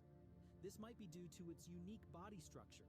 The wings of Quetzalcoatlus were formed by a membrane stretching from a long finger to its body. This gigantic wingspan, estimated at about 10 to 11 meters. These would be looking at Beast Wars toys. These would give you nightmares. Area that helped support its hefty body in the air. See, again, we're showing it with bat wings. Hollow and light, similar to the bones of many modern birds. This structure helped reduce overall weight while maintaining the stiffness and durability necessary for flight. The muscles, especially the wing muscles of Quetzalcoatlus, are believed to have been highly developed, enabling it to generate the powerful thrust needed for takeoff and to maintain altitude. Quetzalcoatlus often lived in open areas such as plains and I give up. where it could take advantage of the vast space to take off. I saw the actual bones in a museum somewhere. Fascinating research topic. That's what I was looking for. Scientists have proposed various hypotheses about how it took off and maintained altitude. Some studies suggest that Quetzalcoatlus might have used techniques like running to gain momentum or using its wings to jump off the ground, similar to how some modern large birds take off. Once airborne, it could rely on rising thermal. I think the thing that bothers me is the assumption that ancient people were automatically primitive and stupid. Thereby conserving energy. Quetzalcoatlus They just had less sources of information, but the idea of it hunting T-Rex they could be wrong and still behavior of both species. Quetzalcoatlus likely lived in different habitats be conveying something that they actually saw. That's why I like the river monsters guy. And not designed for direct confrontations with large animals. They might have primarily focused on smaller prey, such as small mammals, reptiles, or even invertebrates. Flexibility in hunting strategies and the I just feel like the preview was a lie here. This was short though. Key factors in Quetzalcoatlus's survival and development throughout its existence. There we go. Quetzalcoatlus, like many species at the end of the Cretaceous period, went extinct in a mass extinction event, believed to be caused by a meteorite impact. Those are pterosaurs. Although no longer existing, its legacy remains in fossils, You know, they hunt gorilla. information about the evolution of pterosaurs and the ecosystem at the end of the Cretaceous period. It helps paleontologists understand more about the diversity of ancient flying reptiles and how they adapted to their. I mean, maybe these are copyrighted pictures and that's the problem. Complex evolutionary history. Quetzalcoatlus is a symbol of the diversity and wonder of the natural world, a testament to the creativity of evolution. With its size and unique flying mechanism, it will continue to be an interesting subject for both the scientific community and the public for many years. Well, it also really raised the question of warm-blooded versus cold-blooded, didn't it? All right. All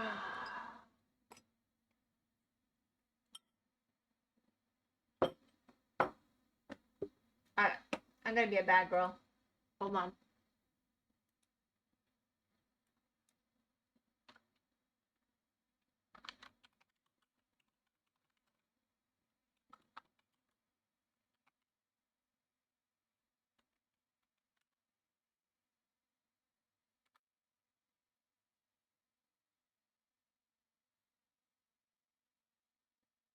Okay. Oh. I found a Florida one. With 2.8 thousand views. You want to see that? It could be really bunk. Yeah, let's see. Let's see. That's not quite where I was looking for the river. Yeah, there we go. All right. So then I'm going to pop back and I'm going to go into the River Monsters piece of episode. Because I feel like he's more respectful. All right, let's Loch go Ness here. has Nessie, Lake Okanagan has Ogopogo, and then there is Champ of Lake Champlain. These cryptid water dwellers have for many years sparked heated debates between believers and non-believers. I heard there's Fortunes have been spent searching for the animals. Those who go looking. I've heard that along the same latitude in the southern hemisphere, there are similar creature sightings, which is very intriguing. Hoping that But I a don't know. world-changing discovery will bring them fame and fortune.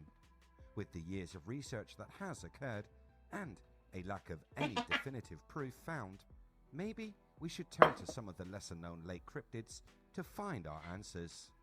One such beast, described as a lumbering, grey-skinned creature, like a dinosaur, seen in the Lake Monroe and adjoining St. John's River near Jacksonville in the northeast US.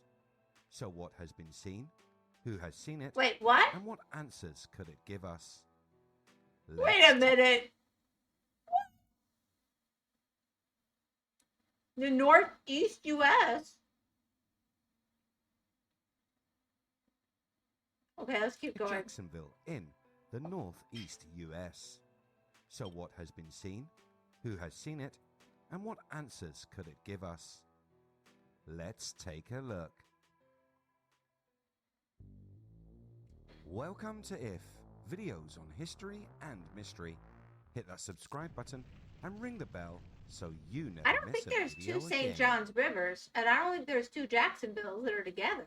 Let's start the story in May Yeah. of 1975 near Jacksonville, Florida. A small boat that was carrying 5 people down the St. John's River. How is that the northeastern U.S.? Florida is more south than most of the continental United States. Okay, I'm sorry. Came upon an unknown animal. A Yeah, cryptid Northeast creature Florida. that left the people in the boat very confused. What these people saw was Okay, well, described as being like a dragon, I've heard of this having one. a long neck, which it raised up out of the water. I didn't hear about it thus being in the allowing river. a clear look at the animal's head. Just as And I didn't hear quickly it being as the conclusive cryptid at all. appeared, it then disappeared. The 5 witnesses clearly saw the creature from a distance of around 20 feet I away, thought it was in the and they ocean. were left shocked by what they had spotted. However, this was not the first sighting of the mysterious creature. There have been reports of a strange beast living in the river. We're not that going far off back the, as what is far it, Mariana as the Trench or whatever? 1950s. Since then, the St. John's River Not to mention monster the has Bermuda been Triangle. giving locals, fishermen, and tourists a surprise by periodically popping up and giving people something to talk about. Since the reports of sightings through the 50s and well into the 1960s, the strange lake monster chose to show itself more and more. A surge in sightings of the river monster during the mid-60s raised public concerns that Reminded a me more dangerous of, animal may be living in the waters like of a St. manatee. John. One such sighting that had locals on edge was when a man at the riverside saw a large lumbering grey-skinned creature that he compared to a dinosaur. People in compare weeds the and manatees mud, to dinosaurs claiming all the that it time had when they don't seemed know. to be feeding on the vegetation there. The man went on to say how the massive I've monster gotten in the went water. crashing Seen back that's through what the they are, foliage manatees. and back into the waters of the river. It left a Ah. path of broken and crushed plants and shrubs behind it. This sighting was then followed by a local How woman does he know named it wasn't the Mary swamp Lou ape, huh? Richardson, Did it who not also smell spotted bad? the beast. The woman was with her father bow hunting when they saw a bizarre-looking animal swimming along. They said that it had a large, flat, reptilian-looking head at the end of a longish neck. They said that the animal resembled a dinosaur. The day Mary and her father saw the river monster was exceptional, as there were a further 4 Yeah. witnesses who reported Most of seeing us a know what strange alligators animal look like, but swimming other in the people are river. saying, "Oh, I've All never seen an gave alligator, and I grew up matching in Florida." I'm like, descriptions of a are you dumb? dragon-like creature. They must have all been witnessing the same animal, or possibly there is more than one river cryptid. This would make sense. Any animal has to be part of a breeding population, no matter how mysterious and unknown it is. The area between Astor Park and Lake Monroe has become a good location to try and spot the cryptid. A physical interaction took place at this spot when 2 fishermen out on the St. John's River I'm from were Florida. sitting in their boat. Just like when I the can talk water about began women to 'cause I'm a froth, woman. ripple, I and gotta a talk great about Florida bubble 'cause I'm from rose up Florida. from the water I love beneath the Florida. boat. I love us so Suddenly, much. the bubbles changed We could into a sell force anything. which nearly flipped We the can men's market boat. anything. Shocked and scared, the fishermen quickly made their way towards the shore. So what You want is a it lake that is cryptid? causing all Ah, of these saw one strange last events? week. Witnesses gave I'll let an you stay in my incredibly cabin. detailed description of what was You know, just seen, kind of offset my saying, costs a little "We bit. saw it had a neck about 3 Looks feet horse, long. yeah. It had 2 little horns on the top That's of its head, cute. like a snail. It was about 3 or 4 feet I'd like out to of see the water, that. and about the color, well, a pinkish color, like a boiled shrimp. It had a really ugly-looking face on it. It had snail-like horns, and this jagged little thing going along its back. The head turned on it. It just turned, looked around. And I want a at bumper us, sticker then like it that. Came closer. It was checking us out. It was really curious as A to sea what giraffe, we yeah, were, super and cute. it wasn't scared of us. The horrible thing then disappeared. It then came back up about 20 feet away. It wasn't was so scared of ugly us, the looking, horrible like thing? pictures you see What? of dragons. It had a large head with horns like a snail, fins along its back, and its long neck and mouth that turned down at the corners. We can tell that these people saw the same creature, as the descriptions all mention the same details on the animal's appearance. Other witnesses gave more details. They mentioned a long neck, visible gills on the creature, which were covered by hanging flaps of skin, as well as a large, downturned mouth and black, slanted eyes. This particular creature was dubbed Pinky and made a splash in the media at the time. That same year, on December 15th, 1975, two witnesses named Bobby Holt and Larry Atkinson were out for a relaxing day of fishing at the Fuller Warren Bridge when they had an encounter which left them utterly baffled. Describing the Dang, creature Florida they man be saw going as downhill. having humps and being around 20 feet in length. The monster would be described thusly. I've been fishing out there a lot of years, and I've never seen anything like it. It was black and shiny and slippery looking. This was one particular object. You gotta and it wasn't understand a our most sea cow because consistent they're bulky income. and We're an usually stay agricultural closer to state, shore. but The thing I saw was out in the middle of the channel, under the bridge, and its tourism is what makes up for those years. Like out of the water, when it the looked like a sea serpent. when the We were we both don't get moose. extremely confused by what we saw. I have no earthly idea as to what it was. It was round like a big snake, but it wasn't a snake. I mean, I know there's moose in Canada. There's no moose here. I'm not even sure we have them in any zoos. Maybe? I don't think they can handle our heat. Mice. Here's the thing. We're an agricultural state, but we have lots of beautiful things here. And people all want to come here. And like we have the springs where people literally, like, there's a glass side and you can go see mermaids in the spring, and they're very open about it. It's people who dress like mermaids and go get in the spring, and you go to the show.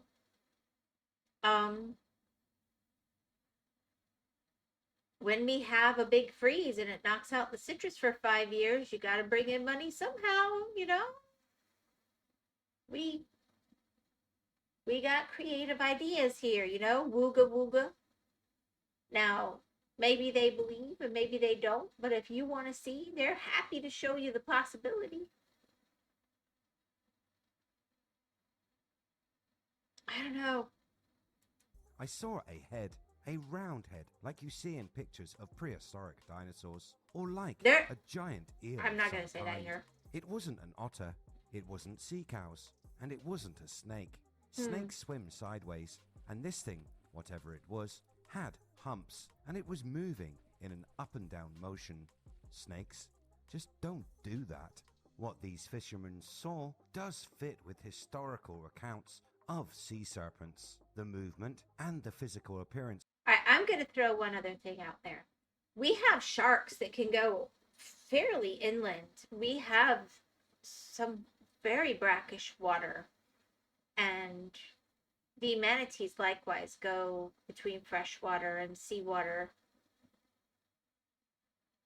The concept of something coming in from the ocean is very possible, like wrestling at.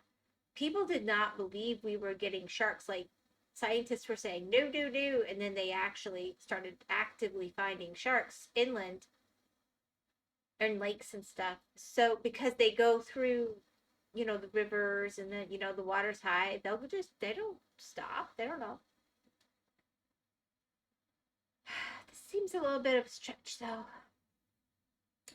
There's some awful skinny parts of the St. John's, but I guess by Lake Monroe it's nice and wide. Of the creature, matching with many reports Wonder from how deep antiquity. it is. Moving on, and to today, there have been fewer and fewer sightings of the St. John's River monster. It seems that as the years have rolled on, sightings have diminished, sadly, eventually stopping altogether. This has led many that are familiar with the river and its legends to believe that the river's cryptid creature has died.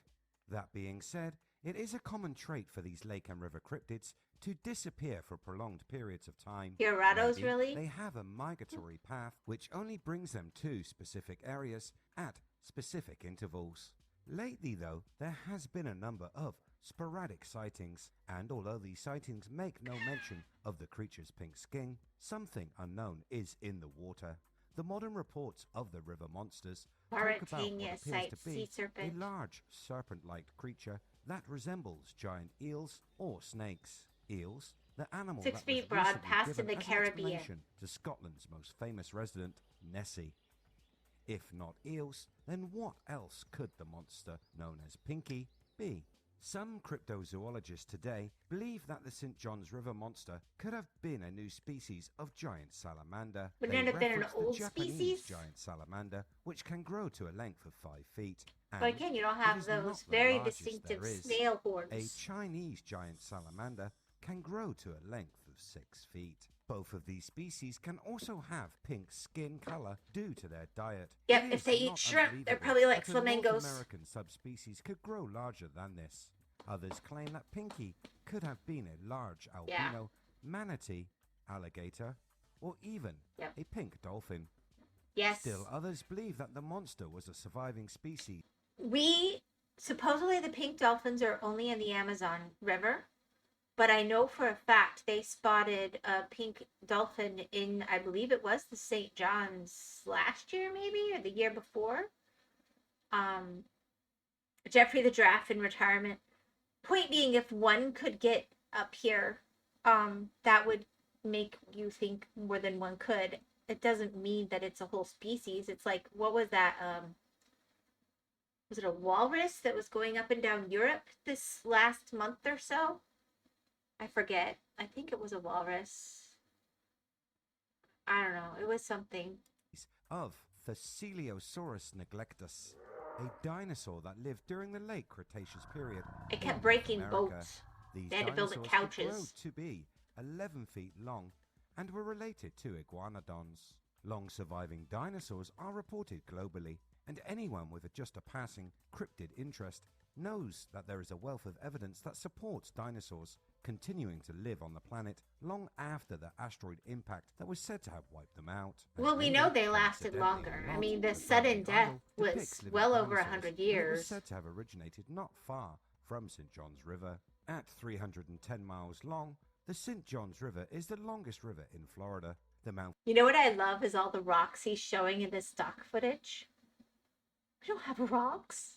We have sand. You saw the picture he showed of our actual St. John's River? Where is it? Where is it?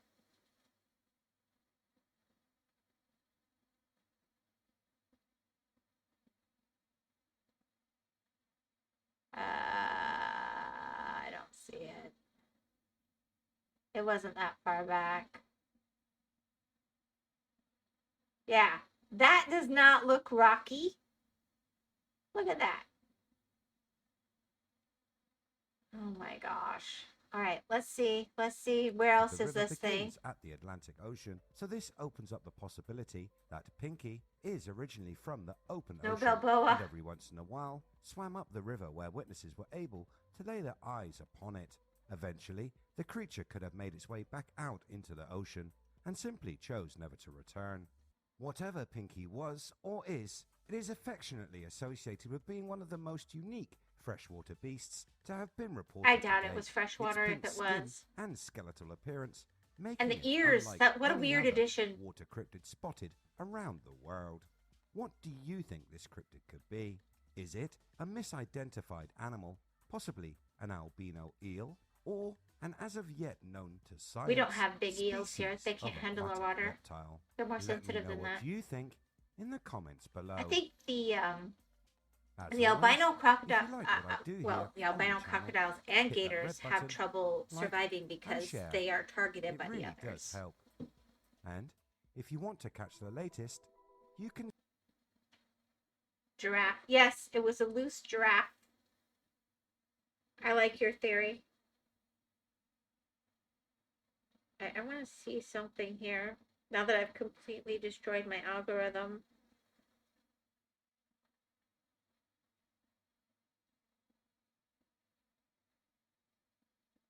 Yeah, it was a walrus.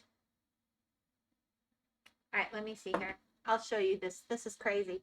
This is what makes me think they're two, when they decide things only live where they say. This is an issue. All right, let me.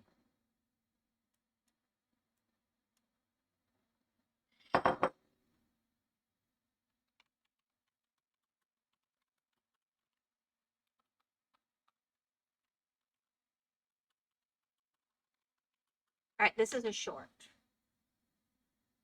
Let's see if I can find it. Yeah. This walrus was given his own floating Hey, couch. let me pause it. Okay, there we go. All right, let me pop it on here. All right. This is what I'm talking about. Look at this, and then this is why I think it could be an out-of-place But he had animal. stopped sinking boats along Europe's west coast. Wally is believed to have fallen asleep on an iceberg and then drifted in blissful ignorance south from the Arctic to Ireland, which is a very unusual place for walruses to be. After he was initially spotted, Wally decided to take a solo vacation across Western Europe, and marine biologists tracked him as he visited the UK, France, and even Spain. He then started making his way back up north, but during his 6-week stay on the Isles of Scilly, Wally started getting up to some mischief, and he started using boats as his personal nap rafts. Because Wally weighed an estimated 1,800 pounds at the time, and some of the vessels that he chose were relatively small, he ended up capsizing and sinking several boats. So in an attempt to be accommodating hosts, and to try to minimize property damage, the British Divers Marine Life Rescue crafted a floating couch just for him, which was really a sturdy pontoon with 3 sides to lean against. Wally took to the floating couch, and once he left the area and continued north, Seal Rescue Ireland also prepared a special float for him, allowing Wally to actually couch surf his way back up the coast. After a short stay in Cork, Ireland, Wally was spotted in Iceland 22 days later, which was great news for everyone following his journey. This confirmed that Wally was successfully making his way back to the Arctic, where he's now believed to be living a much more typical walrus life with all of his walrus friends. I'm Jen, and I post something positive every day. So see, you have this. Where's the map?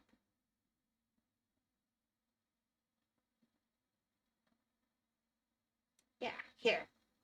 If you look at it here, it came from like what? Up here to down in Ireland and the UK and France and down here and then all the way back up. Or drunk. But my point is, or you think about like you'll get whales in San Francisco Bay sometimes. There was a really famous one time. You have creatures. Just because you see a killer whale in San Francisco Bay doesn't mean that's their normal natural habitat. So if you see an unusual creature, but at the same time, like there has to be a source for where they came from. That's why I think ocean.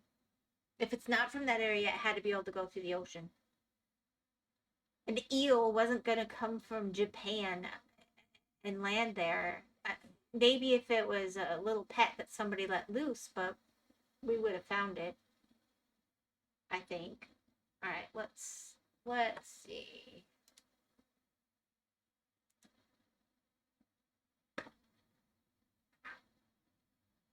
A drunk walrus. I love the way you think.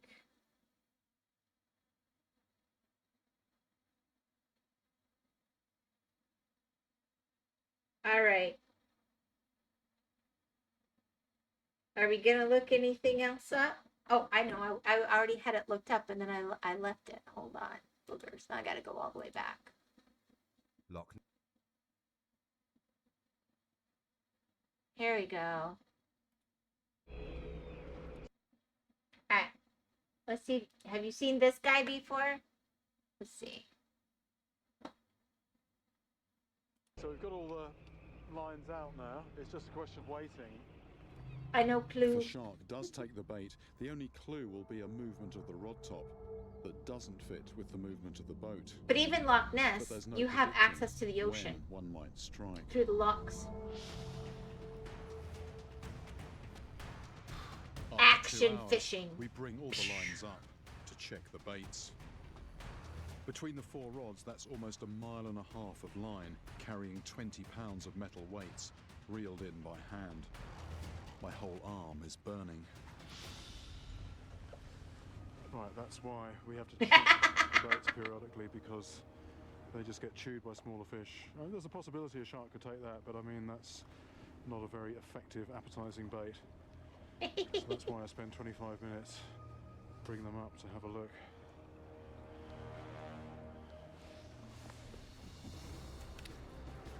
All the hooks have to be rebaited. and the lines reset. 2,000 feet below. That's so cool that we can do that. With every line finely tuned, the wait begins again.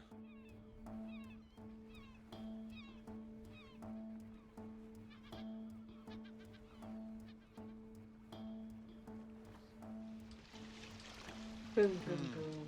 I love the episode where he goes to Florida. He's been in the Amazon. He's in Florida. And he's like, ah, get out of here. Put on the harness. The harness should stop the rod being wrenched from my hands by a heavyweight giant.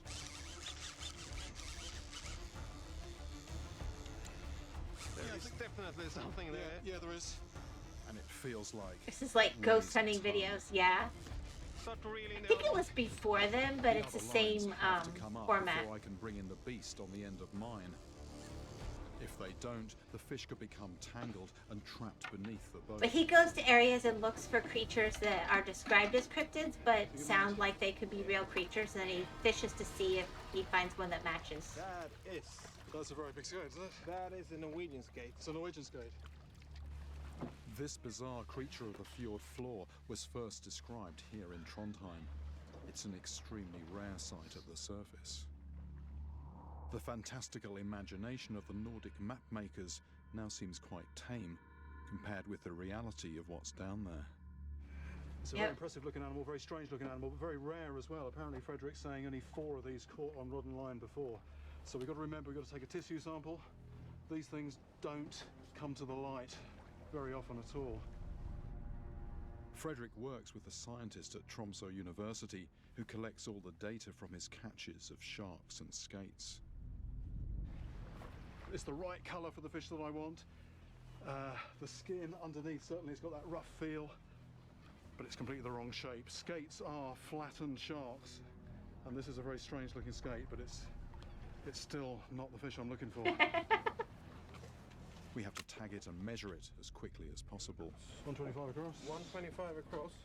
4 foot across by nearly 6 foot nose to tail. Sharks Wow. and skates are among the few fish that can survive being brought up from such depths. They haven't evolved the gas-filled swim bladders of other fish that can rupture on the way up. And that thing is a bit like an alien, a real weird-looking thing, living in a weird environment. Some people spend their lives waiting for such a chance encounter with a monster, both here and at Loch Ness. I don't know what be happening. It's the middle of a TV episode. Where's the shark? I just thought it would be neat. So he was searching for one. They showed that map. Let's see. So what he was looking for, I guess he's in like Nordic waters. And in the whole episode, you see the map, but he's looking for this creature. Or something that could be like this. And they think it's a certain kind of shark. Because of course they also could be drawing it from what they saw through the water. But what he caught was not resembling this at all, but he said it's a very rare creature, so since they had it on camera they recorded it and stuff, because it's only the 4th time they've caught one on the rod, so that way they can learn about it, tag it, and put it back at the bottom of the ocean floor. That's what was happening. But he goes out and he looks for things by fishing, but he's not automatically looking for all right, so let's see.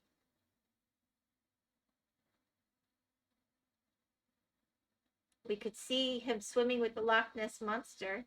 You're a catch. Ah! You're working on your lines, Tomas. You're gonna find that sweet, sweet, lovely wife someday. All right, here we go. Let's see. After fishing 400 rod hours and reeling in 50 miles of line. Like, seriously, I love this concept, but who's going to catch the Loch Ness Monster on a rod and reel? But I love the my luck about to change? Thought. I mean, he's a Scotsman. Good nod or... Oh yeah, oh yeah. Might as well.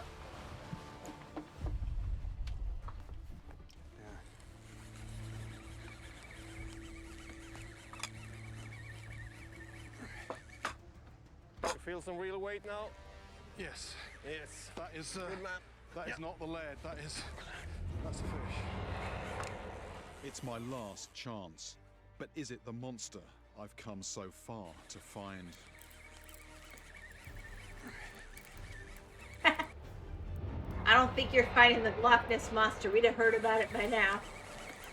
Could be another 50 yards. It could be another 100. Yeah. I've never had to haul any fish up such an extraordinary distance, way higher than the Empire State Building. There's a pulsing. There's a very, very sort of slow pulsing. It's rolling. It's rolling. You have to. That's what you feel. If this is a Greenland shark and its rough skin touches the braid, the line will sever and I'll lose my last chance. Yeah, he thinks it's a Greenland shark. The lines come in to make sure that we don't get tangled. I think it's getting near the boat. It's probably aware of the boat now. Leader's in sight. Okay.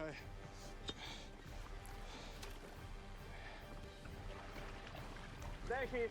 There she is. Whoosh. The Greenland There we go. shark. They got one. It's just too big to bring on board. We'd only injure it trying. We'll have to tie it alongside. It's a monstrous thing to find this far inland and to bring up from such a depth as well. But see, that's my point. A shark came from the ocean, right? It's in Loch Ness, which is freshwater. I think it's actually maybe brackish. But, so if you don't see it all the time, whatever you're seeing could be coming and going from the ocean is more my point. Just trying to get the tail rope on it now. By the standards of what normally lives inland, this is huge. This is monstrous. Willem's reckoning possibly 400 pounds. Despite their enormous size, they're a mystery to science. We know virtually nothing about how they live, breed, or hunt. Small dorsal fin. That's not your normal erect shark dorsal fin. If this was actually at the surface, you wouldn't see that characteristic triangle cutting the surface. It'd be just more of a smooth hump. Yep. But if I want to get a closer look, I mean, it's an and interesting if the fish theory. can't come to me in the boat, I'm not sure I buy it. I have to go to the fish. The word shark looks like a shark. I've No, no it kind of choice does. but to get into the freezing water. Oh with my the gosh. world's largest predator I have shark no after choice. the Yes, you great do. white. This water, even through the dry suit and about 5 layers of undergarments, is cold. It's cold, and this thing lives in it all the time. We're not up here. Ah, you're half a mile Scottish. down. You can do it. Dark brown in colour. If this came up and did break the surface, you wouldn't actually think it was a shark. You wouldn't know what it was. It has got this sort of upturned boat hull appearance. That's true. What a beast this is. It's believed they'll eat almost anything they come across down in the abyssal depths. No one yet knows what potential threat they pose to humans. I've lost the front of the shark. I'm a bit too close to the business end. I'm going to come back a little bit. Yeah, they got to keep it moving forward so it doesn't drown, basically. It needs the water going past its gills. As I clamber out of the freezing fjord, Frederick tags the shark in case it ever surfaces again. Good, hooks out. Tail rope to go. Bye-bye, shark. It's gone already, and it just seems very unreal now that it was here. A lot of people, even living around here, no idea that creatures like that are almost right under their noses. From experience, I've learned that many legends hold a grain of truth. Nice I'm now pets. wondering whether not just the myth, but the animal itself ever surfaced in Loch Ness. My journey has led me to a remarkable, immense predator that is so secretive that we know almost nothing about it. But what we do know is... Here's what I like. They sit there and they go through and they're like, oh, there's descriptions that are vastly different about the Loch Ness Monster. And then they went through and said, no large predator could be in the Loch Ness. But I think that that shark fits a bunch of the descriptions. I don't know that it fits all of them. It certainly couldn't get up and walk along the land. But, you know, you got to look at it a different way. I think it's interesting, and they've proven that a large predator can live there. that it lives in exactly the right part of the world, where it hunts in almost unimaginably deep, dark and cold water. But on rare occasions it's also known to rise up near the surface. Gosh. And if you were one of the very few people to witness this creature in the flesh, you'd have no doubt that you'd seen a monster. Perhaps even the ultimate river monster, the legend of legends. But who would believe you? But see, you got the one guy who's all like poo-poo. People who believe this are stupid. And then you've got the other guy who's like, of course all of these things exist and whatever. I like this view a little more where it's like, you know, people who thought that weren't stupid. So what did they see? Wow. Sorry, Tomas. Okay, let's do something different. I have an idea. I'm going to be a naughty girl. Let's see here. Hold on.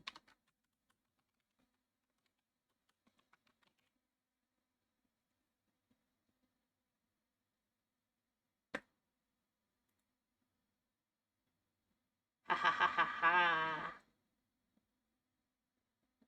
Bingo bango. Welcome to third. Alright, I'm going to show you something. There's a lot of hype. People are hoping for something tomorrow that's related to this. And you're going to have to let me know if you would want me, if it comes out, do you want me to react to that maybe? Or stick with my playing Minecraft like a good girl. Alright, let me show you. Have you ever seen this, Tomas? I introduce you to a world. Boom. Life, an experimental Minecraft hardcore This is old, by the way. This is the miniseries first with one. a twist. I'm joined by 13 other Minecrafters, and all of us have 3 lives. On our first life, we have a green name, and all we have to do is survive in a very small Minecraft world and have some fun. When we die, our name will change to yellow. Now this is okay, but we're in hot water, because if we die again, we will be on our 3rd life. Now this is where it gets interesting, because if you're on your 3rd life, your name turns red, and your goal changes. You then become hostile and have to take out everyone else's lives on the server. And if you die in your 3rd life, you enter spectator mode, and the series is over for you. This is going to be a lot of fun, so let's jump. Is that interesting to you? You know what this is. Yeah. Have you seen this before? We've watched all of them. I'm not going to lie. We've seen them all. We even went back when B-Dubs did his long video. We watched all of that. From, was it Limited Life?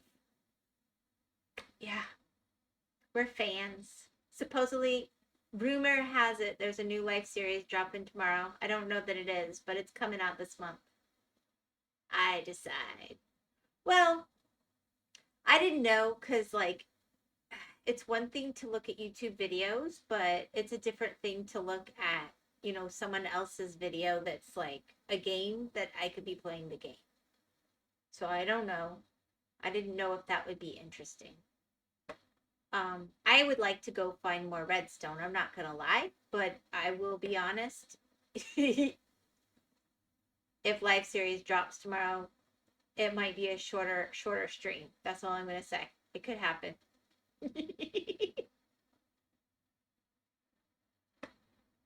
But this is the very first one, and this is green, and it's his series. So that's why I thought that'd be an easy way to show.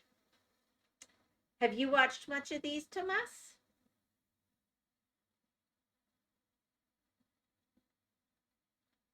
I don't know. I decide. What time is it? Yeah, I'm not going to do a lot more, but I guess this is short-ish. It was kind of cray-cray.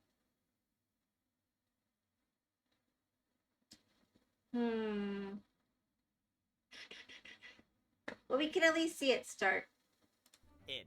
We begin. My first ever I haven't watched this in years, actually, now. Hardcore experience. This obviously is a little bit different to what you might expect, but nonetheless, this is going to be very interesting. Everyone is getting very upgraded very quickly. Now, this is a cooperative... Oh, I've never done this before. This is a cooperative Minecraft experience, at least to begin with. You guys saw the introduction to this, so you kind of know what is going to happen. I We're don't all think working anybody knew what together was about to play happen. some Minecraft, Not really. have some fun, but as people die, it starts getting more and more dangerous. Hello! Man, it's been such a long time since getting back into the start of Minecraft. So, one of the great things about this series is that we are using, at all times, the proximity chat mod. Yeah, that was so funny because they were getting used to it. Yeah, I don't think I want to watch this right now because I think I'll just watch and I won't comment, and that doesn't change the content, and then I can get in trouble. I have to be able to talk about it and not just be sucked in. So that one's not going to happen right now. I don't watch these much because cringe. Oh my gosh. I love them. I love them. I love them. All right. Here's one. Hold on.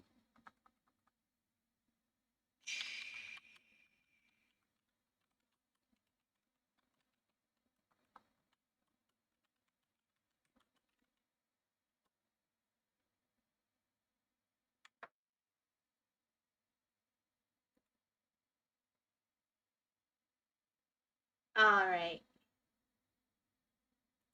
Maybe this is less. Hello, everybody, and maybe this is less cringe. You've talked about this California boy because age. Okay, hold on. All right, here we go. Here we go. There's this one. welcome to Decked Out. This is the Hermitcraft Season 9 World Download. Isn't that beautiful? Now that Tango did such an amazing job. And this is, well, the thing that everybody has talked about on the Hermitcraft Season 9 server, which is the Tango Tech Decked Out game, which is entirely made in survival, which is a little My bit, YouTube dad. I knew you had talked about and that's spookles. just the build. Forget about any of the game dynamics. Oh, this is so amazing. You know, redstone and all that goes into This was making so this worth it. sort of thing, which is I have this absolutely world on my wild. phone. That's how I But found anyway, out. they had a whole like game that was run. I put it on there. I'm like, well, they already have all the elytra and this, that, and the other, and that's how I found out. No, you have to really know what you're doing to use all those toys. When they say, "Oh, we're gonna make the game too easy," no, you have to have skill to use that stuff. But it is so beautiful, On so the cool. server, and you know, these are the results and how people did. What the frick happened to Mr. 85 Doom? I think he might have been busy with Vault Hunters development. You would think that Mr. 85 of Doom would be Rip Vault Hunters, I guess. well up here with washed up. And ready for dinner. Be washed up too, you know. Hey. If I was involved in that. Anyway, The good old Maple Point. I followed some instructions that were on a Reddit post about how to get this all going. So Yeah, because he hopefully messed I up the have first time everything he went in and gave sorted. up. I So have this is set my the first spawn time he here. went The in only and thing I actually need to got do in. is get a starter deck. So I guess someone has to point me to that. I see. Here is a starter deck. Moment of Clarity, Sneak and Treasure Hunter. Cool. I guess I will grab myself one of the So did you watch him play this? This is making me feel something watching it with you. I don't know. Is that weird? I'm sorry. Did you watch this? See, I like Spookles. We watched a bunch of them. Of course, we watched a lot of the Decked Out when it was on Hermitcraft. Lots of Decked Out when it was on Hermitcraft with Hypno and Etho and oh gosh, obviously Tango making it and even Scar going through, getting pretty good Pearl. All of them. It was amazing. It was a lot of fun. So the other one was cringe because it was old, huh?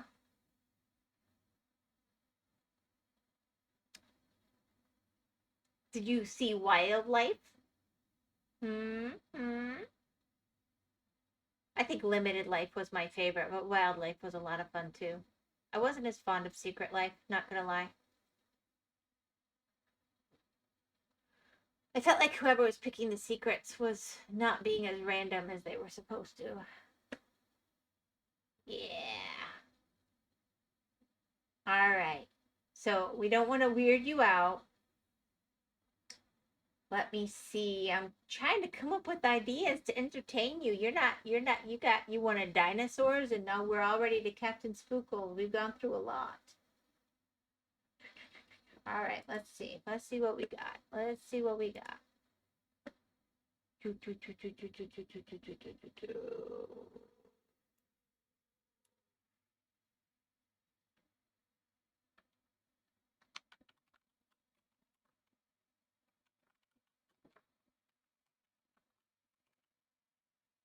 Oh my gosh.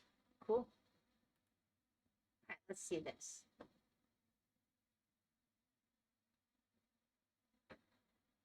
Yeah, I don't think I actually show anything if I put this up. Oh yeah, this was so cool. The chainsaw monster. That might be a little graphic though. Um,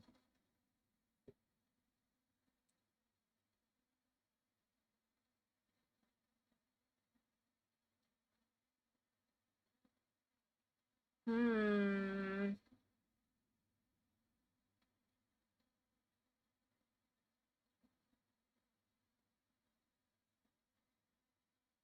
Let's see. That is. These are long. I'm not going to watch a whole.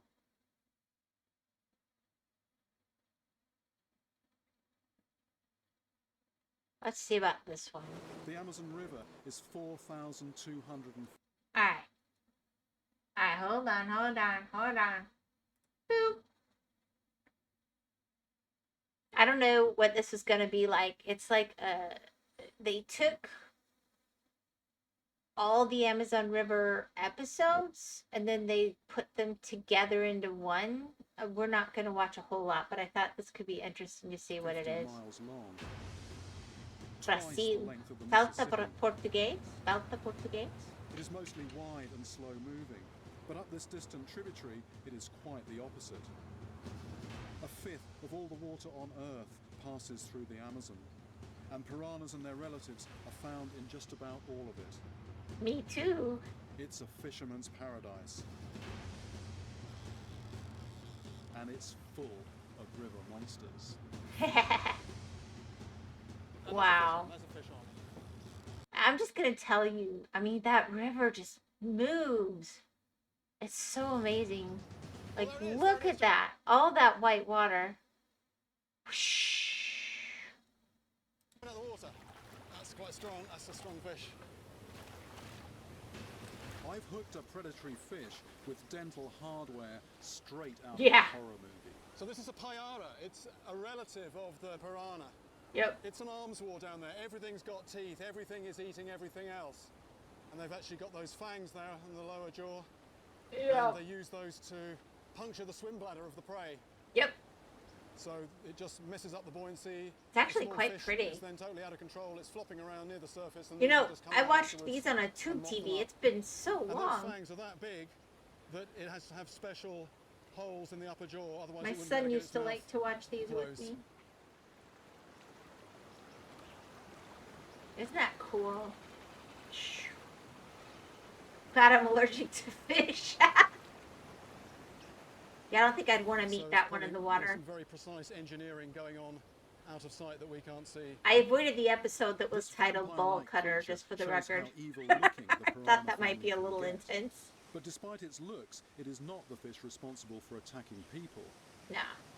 This is a solitary fish hunter. The piranha we all fear feed in packs. Yep. And they're That's so what makes them common in the dangerous. Amazon, One of you them's can not as catch big a them deal. almost Yeah, I anywhere. wouldn't want to meet one. Normally, I use I know people have had them in high-tech gear aquariums and even. stealthy tactics to lure a monster Alone. onto my line. What But the the piranha's heck? method of feeding is so bold that Hold on. Sec.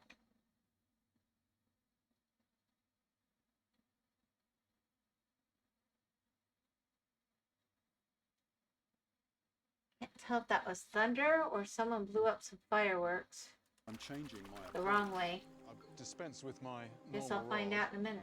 and I'm just using a bit of bamboo with a short length of line on the end. Tried and tested means of catching piranha. So how are you? I'm good. On the end with a I'm piece not of wire, allergic to fish. so it I won't actually chomp rather through the like line. it. lump of meat, and unlike other techniques where you're being quiet and stealthy, piranhas are actually attracted by noise and disturbance on the surface. Why is he in the water with them?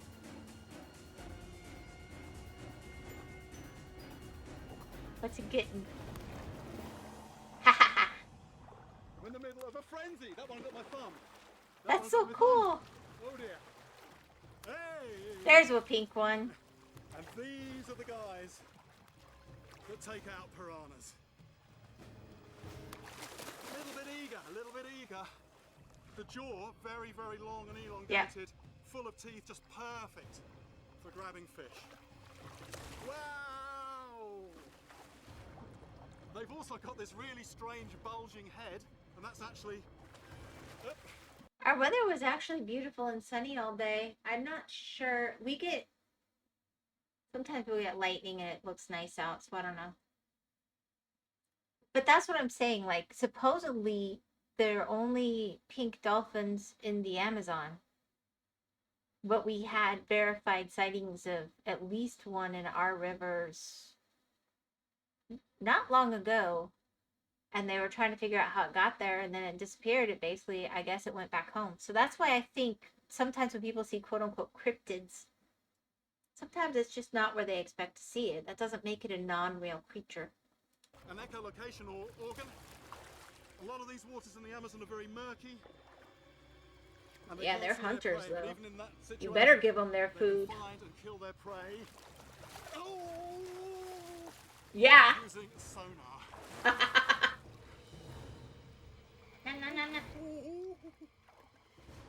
You know, you've got to be very, very careful tangling with these creatures. You know, it was beautiful and sunny and warm. Time for me to get out. There's some clouds rolling in, but it's mostly a Amazon clear is the most sky I'm predator-filled looking at. waterway on the planet. Everything kills or is killed. I've spent years fishing this river, and I know it is crammed full of the meanest, nastiest creatures.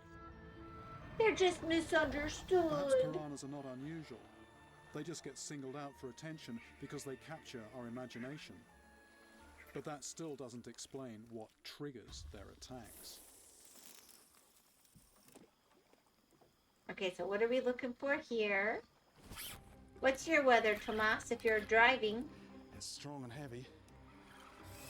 Look at this! Vai. Well, not driving, I mean traveling.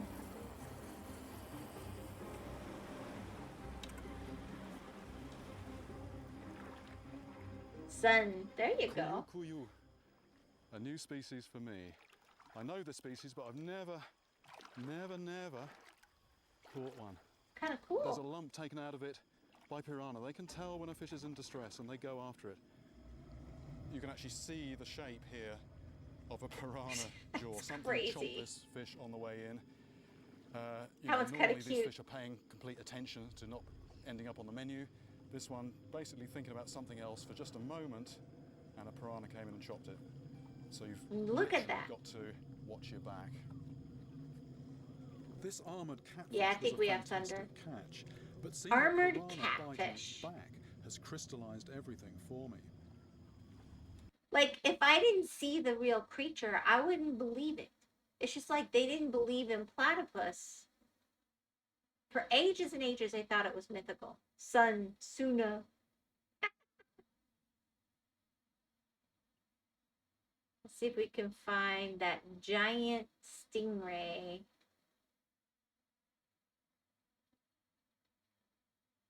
Flesh eaters.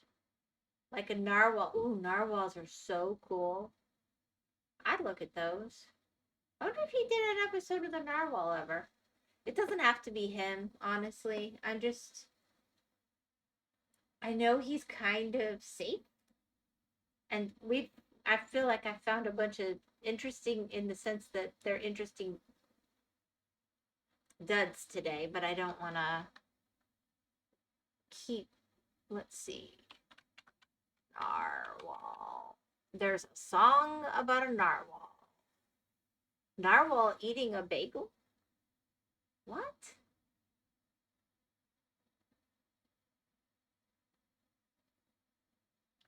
Narwhal,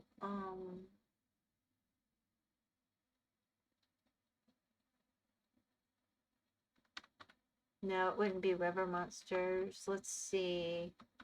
Let's just say video. I don't want...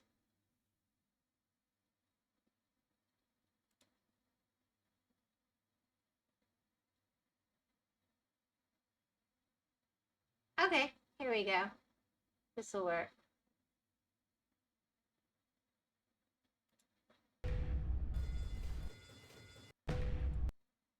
Boom, boom, boom. Alright, let's see. Let's see a narwhal. They are so Male cool. narwhals can weigh nearly 2 tons.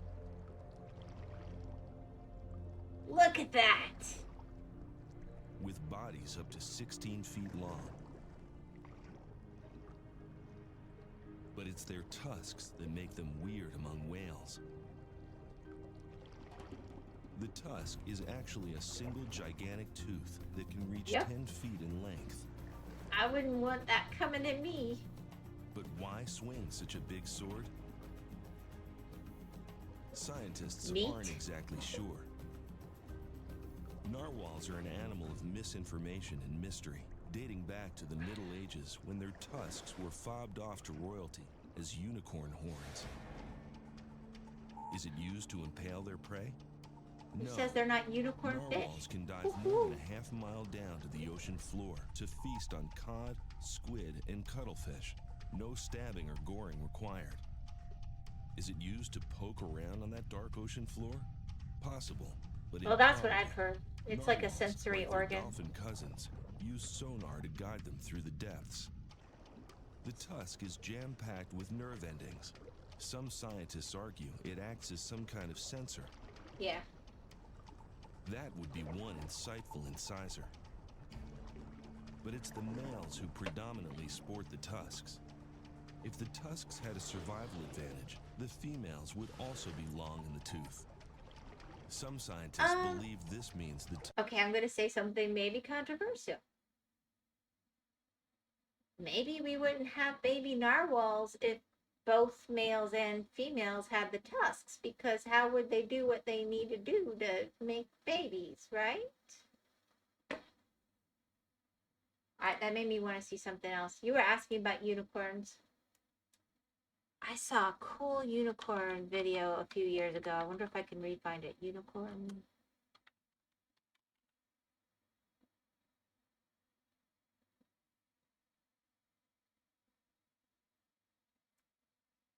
I might find some really weird stuff. Okay, good. That's not up there. All right, let's see.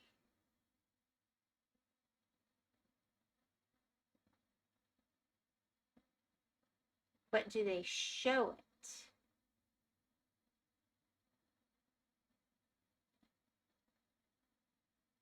Let's see.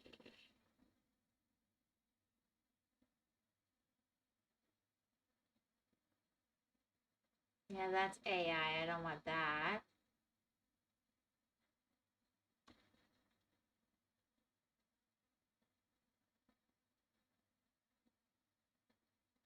In 2012. Let's see. First time chat, Silverfire. What's the weirdest stuff you got? Well, I was about to go with some weird stuff. Hold on. All right, we were going with North Korean unicorn lair conspiracy. Welcome to having your first time chats. All right, here we go, Tomas. Have you seen this one? North Korean archaeologists made an astonishing claim. Wait, they discovered a unicorn lair in Pyongyang. According to the Korean Central News Agency, it's not letting me make that one bigger. Allegedly corroborates historical texts about a mythical beast once ridden by the ancient Korean king Dongmyung. While the state described the discovery as evidence of North Korea's majestic history, skeptics around the globe questioned the scientific legitimacy of such claims, labeling it as propaganda.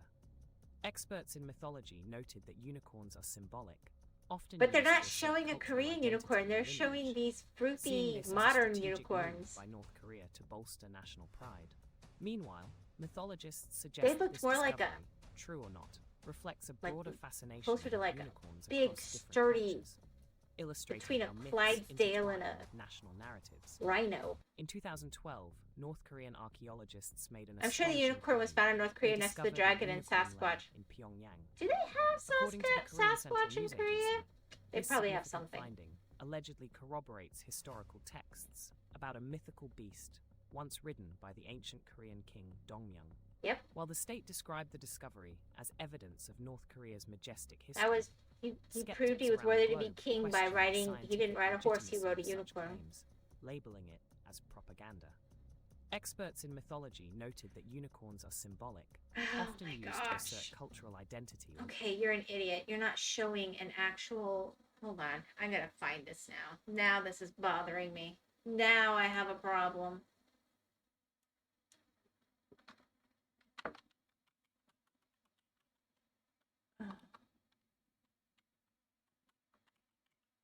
I'm gonna say maybe traditional?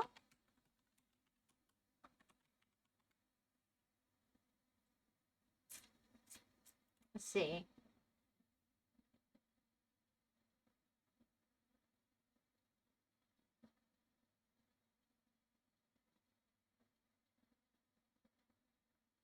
Yeah, that's traditional art.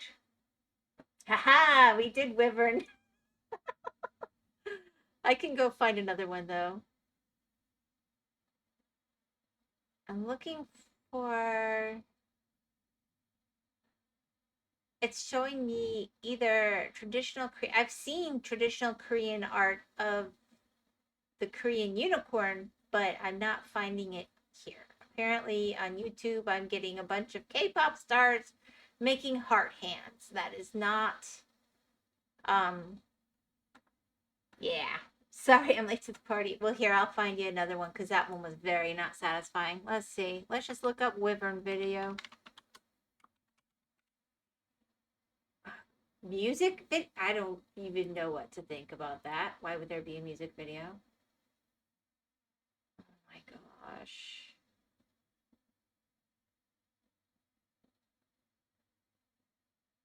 Ha! Yeah, that's the one we watched. Alright.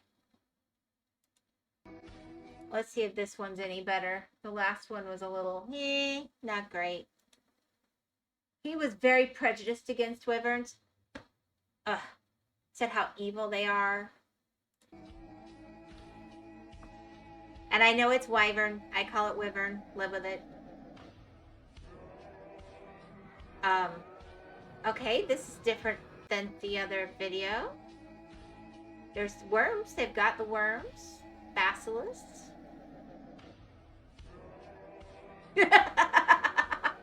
I like this one. Does Whimsical Wyvern have a twin? I don't have a twin, but I have both of my daughters stream as well, so you might have seen one of them.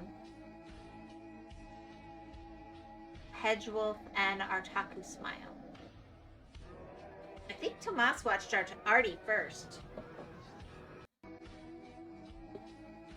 I don't think so. Hey, Imposing Chris, how are you today? Yeah, I don't think so. I think that's false information. I was annoyed by that guy, so we stopped watching that video. But I can go back and show it. Not evil, just misunderstood. I mean...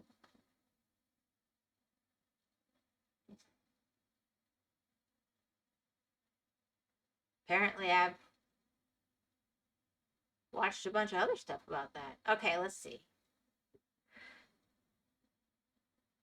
This is a new server, so how do I have half of that video watched? I didn't watch that here. That's really weird. Oh, we have a D&D video. Alright, I'm going to go back to the one just because I'll show you how prejudiced and horrible they were. It was terrible. It was terrible. Where's my history on this one? Maybe that'll make it easier. Let's show me... Well, I could just be. I haven't gone through that many. In 2012.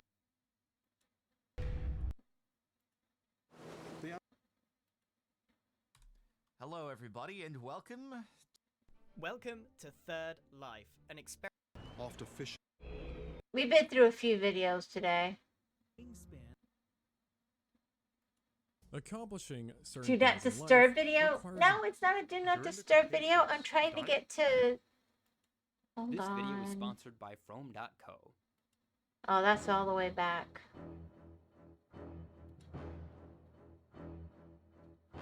Where's Dinosaurs. the actual? No. It went too far. This video is sponsored by From.co. I lost it. How did I do that? Dinosaurs. It's trying to make me watch a different one. D&D means do not dis- Oh, I got you. Okay. I'm sorry. Tomas, Chris, you got me. Do not dance.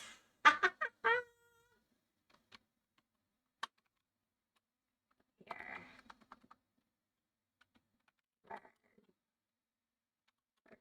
Dragon. And it was, let's see if I can figure it out from here. Yeah.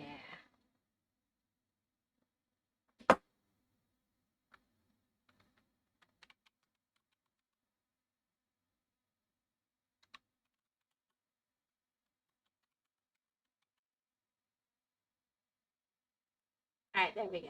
This will bring it back.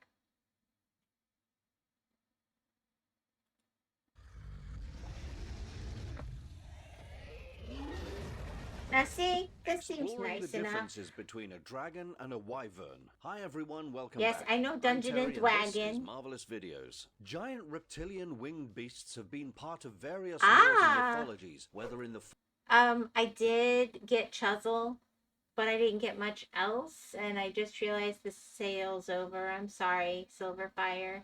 I think my oldest got, see, already got the pressure washer, right?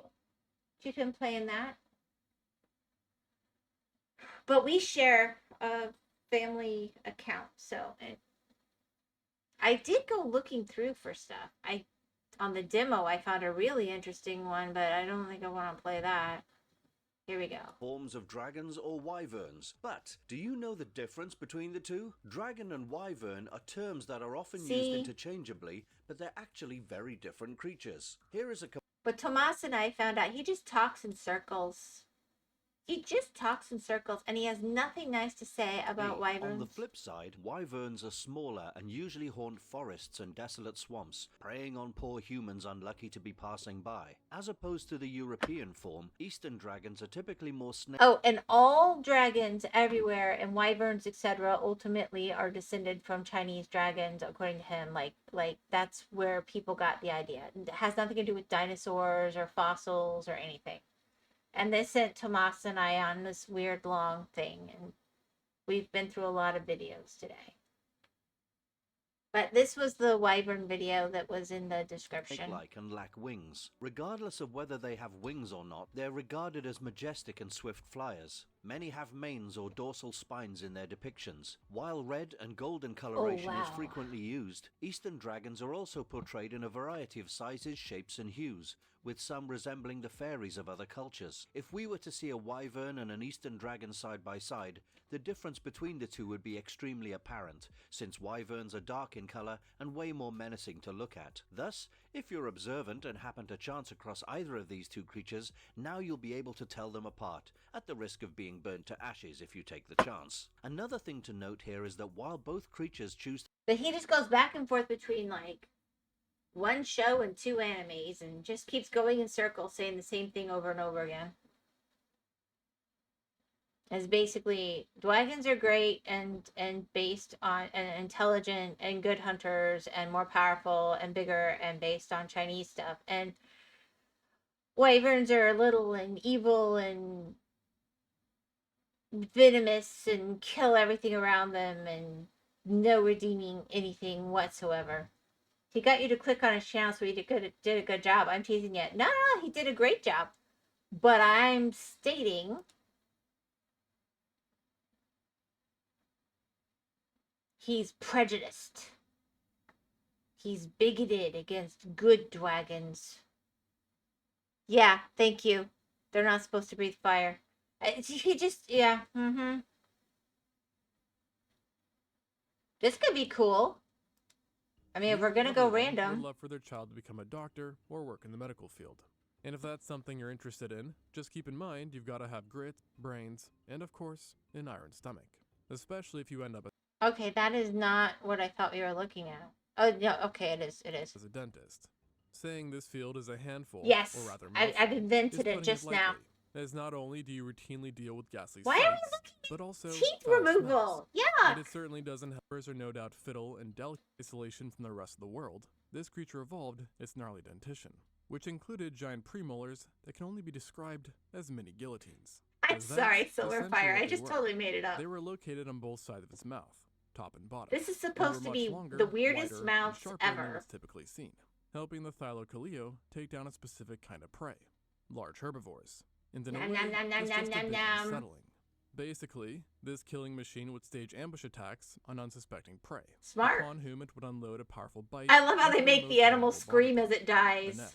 That's a little weird. Powerful is putting it lightly, as Thylacoleo holds the title for strongest bite, pound for pound, of any mammal. That's pretty which, combined interesting. With its strange teeth, equals a crushed windpipe, severed spinal cord, and yeah, I think they probably severed the spinal cord. It doesn't make sense. You couldn't get it from the bottom like that. Prey at mind-blowing speeds. You'd have to get one shot. While it takes a lion about 15 minutes to kill a large prey, it took less than a minute for Thylacoleo. That's efficiency right there. And it wasn't just the strange premolars that enabled this beast to kill so efficiently, as it had an addition. Well, yeah, I'm trying. I was trying to do some reaction stuff. I know this will be copy claimed. I don't care. But I don't make anything on YouTube anyway, the VODs, and I can't do stuff that has music on Twitch because it just gets made silent. But we've been talking, if we do it over on Kick, we could do the stuff with music more too. A four-legged predatorial kangaroo hunting machine. Okay, you know what? This was clickbait too. This isn't all the coolest, weirdest heads and mouths ever. It's one. What is a palm princess and flow grown? Okay, flow grown is raised in Florida. It's just something that you'll see in Florida. All these bumper stickers that say flow grown. It's just a Florida girl, basically. And palm princess was just like palm trees. And I was being silly one day and I popped that on, and then it turned into a whole controversy. And then people are like, take it off, put it back, take it off, put it back. And finally I just put it back and I left it. But it's like palm trees. It's nothing weird. Like palmettos, palm trees. Oh, I see the pics online now. I understand. Yeah, my older. Oh, that's kind of cool. To extinction through both competition and eradication. Yeah. So I have art that my older daughter did. So we have the starting to, this was my birthday present from her. Technical difficulties. Be right back, because I'm cold-blooded, so when I go through the seasons and I hit winter, I fall asleep. That was really sweet. And then she made this one.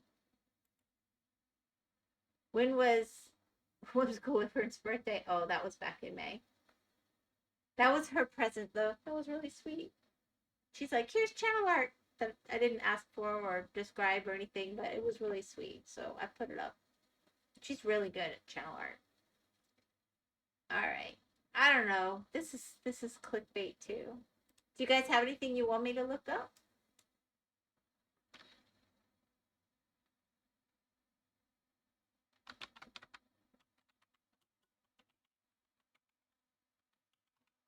I just misspelled that.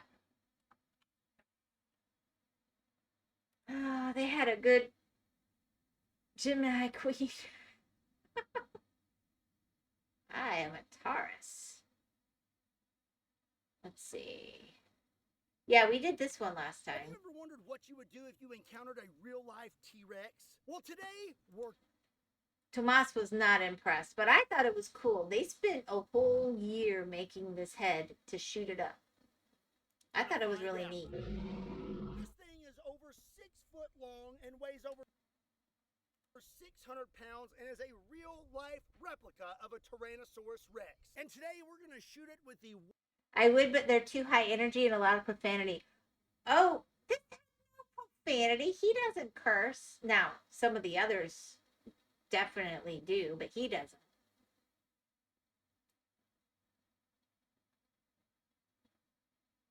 Yeah. I mean, basically, ultimately, get in your Jeep and run. But they did destroy the skull. Gotta head out. Nice yapping with you. Have a good weekend. Thank you for popping by. That was really sweet. I would, but yeah. Okay. Well, you already saw this one anyway, Tomas, so I'm not going to pop this up here. Too high energy. Here. Oh. Okay. Oof. Have a wonderful weekend, Silverfire. Here you go. You don't want guns? This is not guns. What's up, everybody? My name is Scott, and you're watching Kentucky Ballistics. And not too long ago, we... Wait. You can't recommend because of profanity? You're worried about profanity?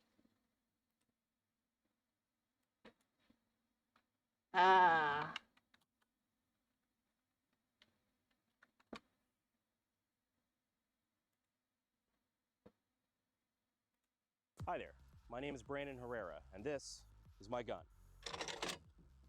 the AK-50. It's been a long road making this baby come to life, but a couple months ago, after years This of one's hard very work cool. and trial and error, we finally got the latest version fully finished. At least at the time, what felt like fully finished. We still hadn't done little things like paint it or anything, so it still kind of looked like a garage-built prototype. If you haven't seen They're that video selling yet, these now. statistically about 5 million of you have, which is more views than we have subscribers. And you can help change that. But the video is kind of dramatic. You know, we went really high effort on things like the Deadpool-esque intro and things. It was my love letter to this project, having worked on it so long. But now I wanted to sit down, especially now that we've got it all nice painted and Yes! I want to sit down and talk. They copied it and put it in Fortnite. What the heck? He designed it. He built it. He got it licensed. You can buy it. You can order them now for $5,000, I think.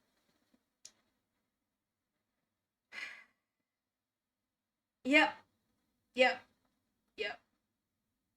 But I don't think you can say he has no profanity. That's all I'm saying. About some of the things that we changed, some of the things we've changed since then. No, it was... Of course, we're going to shoot it. Nah, they ripped it. They put it... I think it was Fortnite, and I think it showed up in maybe it was Call of Duty too. Call of Duty as well. That's some really fun stuff. Maybe even a cameo from our friends at Ballistic High Speed. You know, as a treat. But first, you haven't even seen the painted version of this thing fire. Bet you'd like to do that. Yes. I know what you want. You want to see the 50 fire. Don't you, Squidward. Look at this baby go. It's so beautiful. It's amazing. I don't understand gun hype. I'm going to tell you, this isn't about gun hype. This is about a 20-year dream where he had to go learn how to machine and design and everything. That would be better the video before this, but he had a dream and he created it and he made it happen and he can legally sell the product. And that is very, very cool. It doesn't matter if it's a sword or a type of soap or, I mean, obviously it's going to be far more complicated if it's something like this or a vehicle. I think the having an idea and doing what it takes to make it come to life, that's why I clicked on this video, because I think that has value. But that's not about the gun. That's about the story. I think it's a very cool gun. Maybe you've never shot a gun, Tomas, and maybe that's part of it. Or maybe you find them scary because, like, I know one of the issues we have with Hedge is she always closes her eyes to pull the trigger, and we don't think that's safe. So there's that. But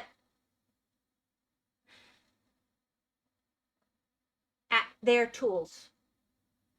And I live in an area where they're necessary tools. They're not necessary tools everywhere, but they are when you are surrounded by predatory creatures that you have no way to defend yourself against otherwise. Avoid the situation as much as possible, but if a bear comes at you, they can go like 20 feet in 20 seconds. You're not a pansy. You're not a pansy. Hey, you should see my girl with a bow and arrow. I'm just saying.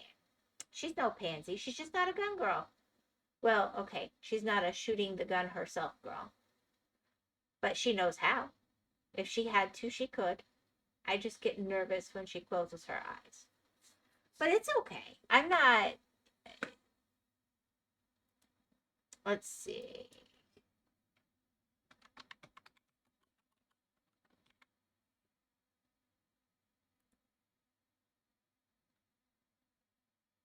You got these.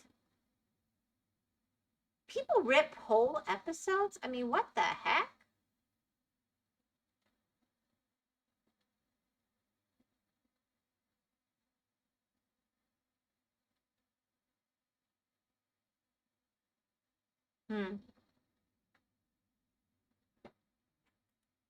Anyway.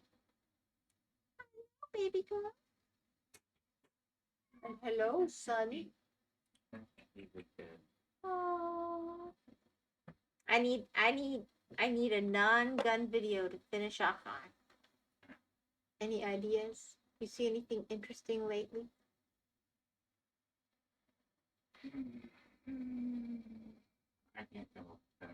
Non-controversial. You send me more shorts than anybody. Well, I could send you a short. Hold on. I got an idea.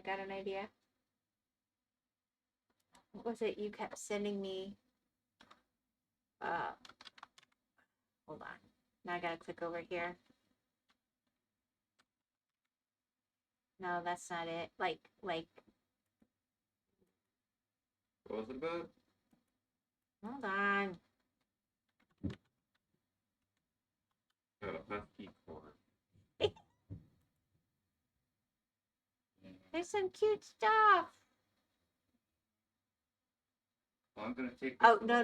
I know what I want. Also, it might not make sense because exhausted. No. Woof, woof, meow, meow, you're fine. No, I know what I want. I'm gonna take this little micro husky too. You do that. Right before the exit.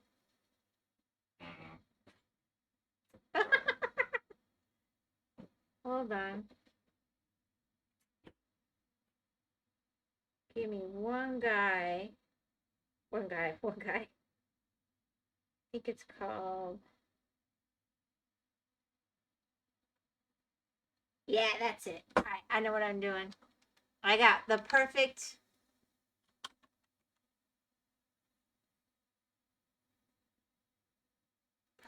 thing for you.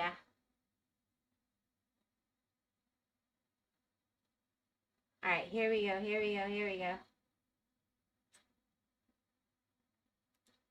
Oh, I clicked the wrong thing. Crap. Ah! What did I click? There. All right, here we go. All right, pay attention. I'm going to show you how to fireball using foam. Perfect, yeah? You want to make sure He's to a set this cutie. up good. And whatever you do, don't get it all over and make a mess. Siri has a problem I with want the you to sponge. foam any holes that Yeah, go through who the knew? double plate. That way, if there's a fire, it's a lot harder for air to get in the stud bay. Same thing at all the corners. Just seal it up good. You don't need to use a lot of foam. It expands. Also, foam around any exterior receptacles I can't like hear this anything, one. so if I'm It'll not keep air laughing, from it's not coming because I don't have it. I'll be No, back in a you're half hour or fine. so to check up on you.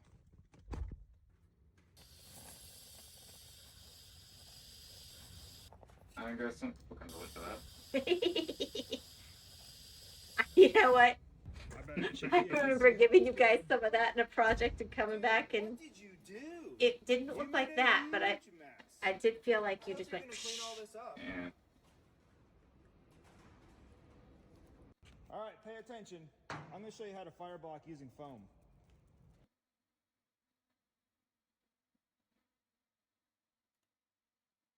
Alright, let's see if we can find his little new guy stuff. They're so cute. Oh, these are all shorts, though. I mean, there is one where he talks about how he got injured, so you might want to be careful. No, what you did? So we hired this new guy a few months back. The other day I was Mark. going to get lunch. Have a nice time. Hey, you want me to pick you up a drink or Love something? you. I'll be right out. This is finishing up. This is actually a cute one. Then the very next day he asks again, and I'm like, okay, but he never offers to pay. Never offers to pay. And today I was going to Taco Bell. He literally came up and asked me, get me a number 2, a number 3, a Mexican pizza, 2 large Baja Blasts, and 20 packets of hot sauce. Who eats 20 packets of hot sauce? Looks like he's working at least, not just scrolling on TikTok. So today I'm going to give him the receipt and tell him to pay up. Got your food. You owe me $27.35. And then he really lets him eat it. It's pretty good, I'm not gonna lie. You're gonna Venmo me that money, right?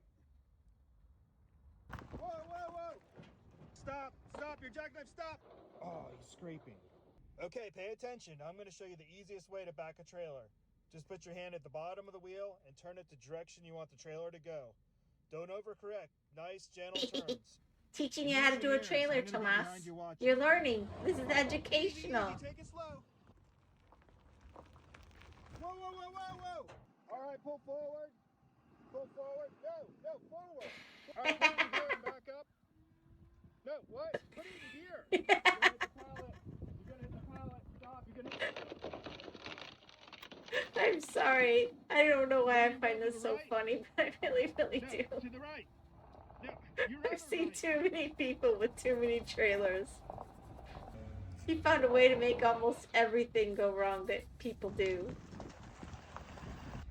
Dude, what are you doing? Scooch over and let me drive.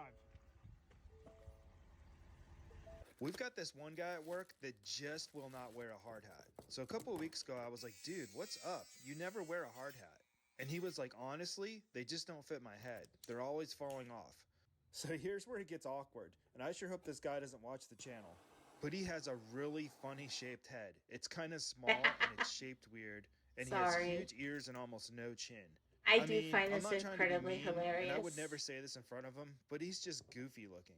So I ordered him one of those new style hard hats that have a strap. They remind me of something you'd wear on a mountain bike or maybe rock climbing. I love that he made a hard hat for his said, little it's guy. Still too big, even It's with so the strap cute. adjusted as small as it would go. I had already ordered an extra small. I don't think they even make one smaller than this. So I was like, all right, let me see if I can take it home and make some adjustments or modify it in some way so it would actually fit your head and you can get it strapped tight. Today, I finally brought it in for him to I try thought he out. was making a muzzle. No, What do you no, think, no. buddy? He's making him a Does that little fit hard better? hat. It That looks fits good, better. All right, pay attention. I'm going to show you how to fireblock using foam. Yeah, we watched that one already. You want to make sure and shake. Dude, what did you do? You made a huge mess. All he did was take all the shorts he did that year and put it together. Not a muzzle. No, no muzzle. I'm going to build an office for one of our employees right under these Yeah, steps. this one's cute too. It's not a lot of space, but he's a really small guy. I'm easily I ran amused, galvanized square Tomas. steel around the Easily opening. amused. This will give me something to attach the office wall to later. When his aunt found out he was getting an office, she gave us some reclaimed wood to use out of her barn. Honestly, Too cute. I've been close to Yeah. firing this guy 3 different times. It but is. I'm hoping if I give him his own office, he'll be more productive. Next, we started decorating. Some sweet shag carpeting, a custom sound system with artwork, and a place to file all of his accident reports. It's the small touches that make the difference. Finally, I love the started deer work head. on the exterior wall. I wanted to use only the best materials, so I chose 7/16 OSB for this. His aunt also had some windows in her barn. We were able to repurpose one of those for his office. His We Tomas couldn't wait does for him to see it, and soon I sure need one enough, of he these. was super excited. I don't think I've ever seen him this happy before. He would love it. I was hoping with his new space he'd be more productive, but right away he took an early lunch followed by a long nap. Let me know in the comments, how do I motivate the new guy? There's not too many jobs I hate as much as installing these straw blankets. Don't get me wrong, they work great, especially on a slope. But they're just a pain to install. When you get down to the end of the roll, the netting sticks to itself and turns into a tangled up mess. Now I had the new guy helping me, but I think his mind must have been somewhere else because he wasn't doing a whole lot. I love the straw hat. Give me a hand here. Go down to the other end and start untangling. We use these 6-inch round sod staples so it doesn't blow away. Oh yeah, this was so cool. These in the ground and step on I remember them, this but our one. ground is so hard, I have to use a hammer. Until I found the best tool ever, a sod staple driver. It's basically just a stick with a magnet on the end. Funny story, I was putting some of these in with a hammer out by the road, and one of my friends that's a landscaper saw me and pulled over. He said, "I've got the perfect tool for that. You need to come borrow it." So I did, and this thing's a lifesaver. Now It's all I need brilliant. is some I mean, I don't think we could. Don't turn the hose It's an interesting idea. I don't know if I don't think it would work down here, but it's very cool. Hey!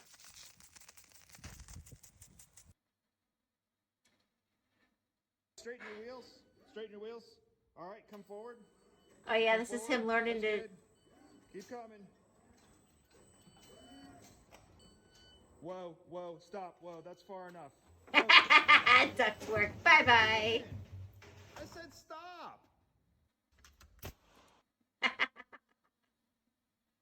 I'm sorry. I'm easily amused. I'm easily amused.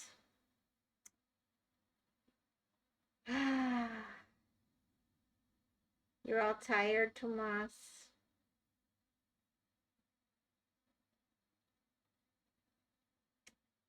You want to go see Always Lost, or you want to quit? Because I got to go. I can send you on a raid if you like. You're already... Oh no, you're here. Here it is. I think you're falling asleep.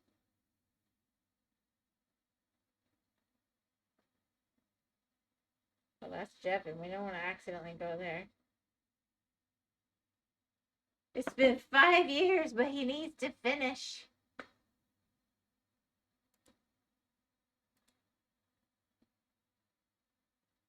All right. You're going to wake up with Lost. I hope you have a good night.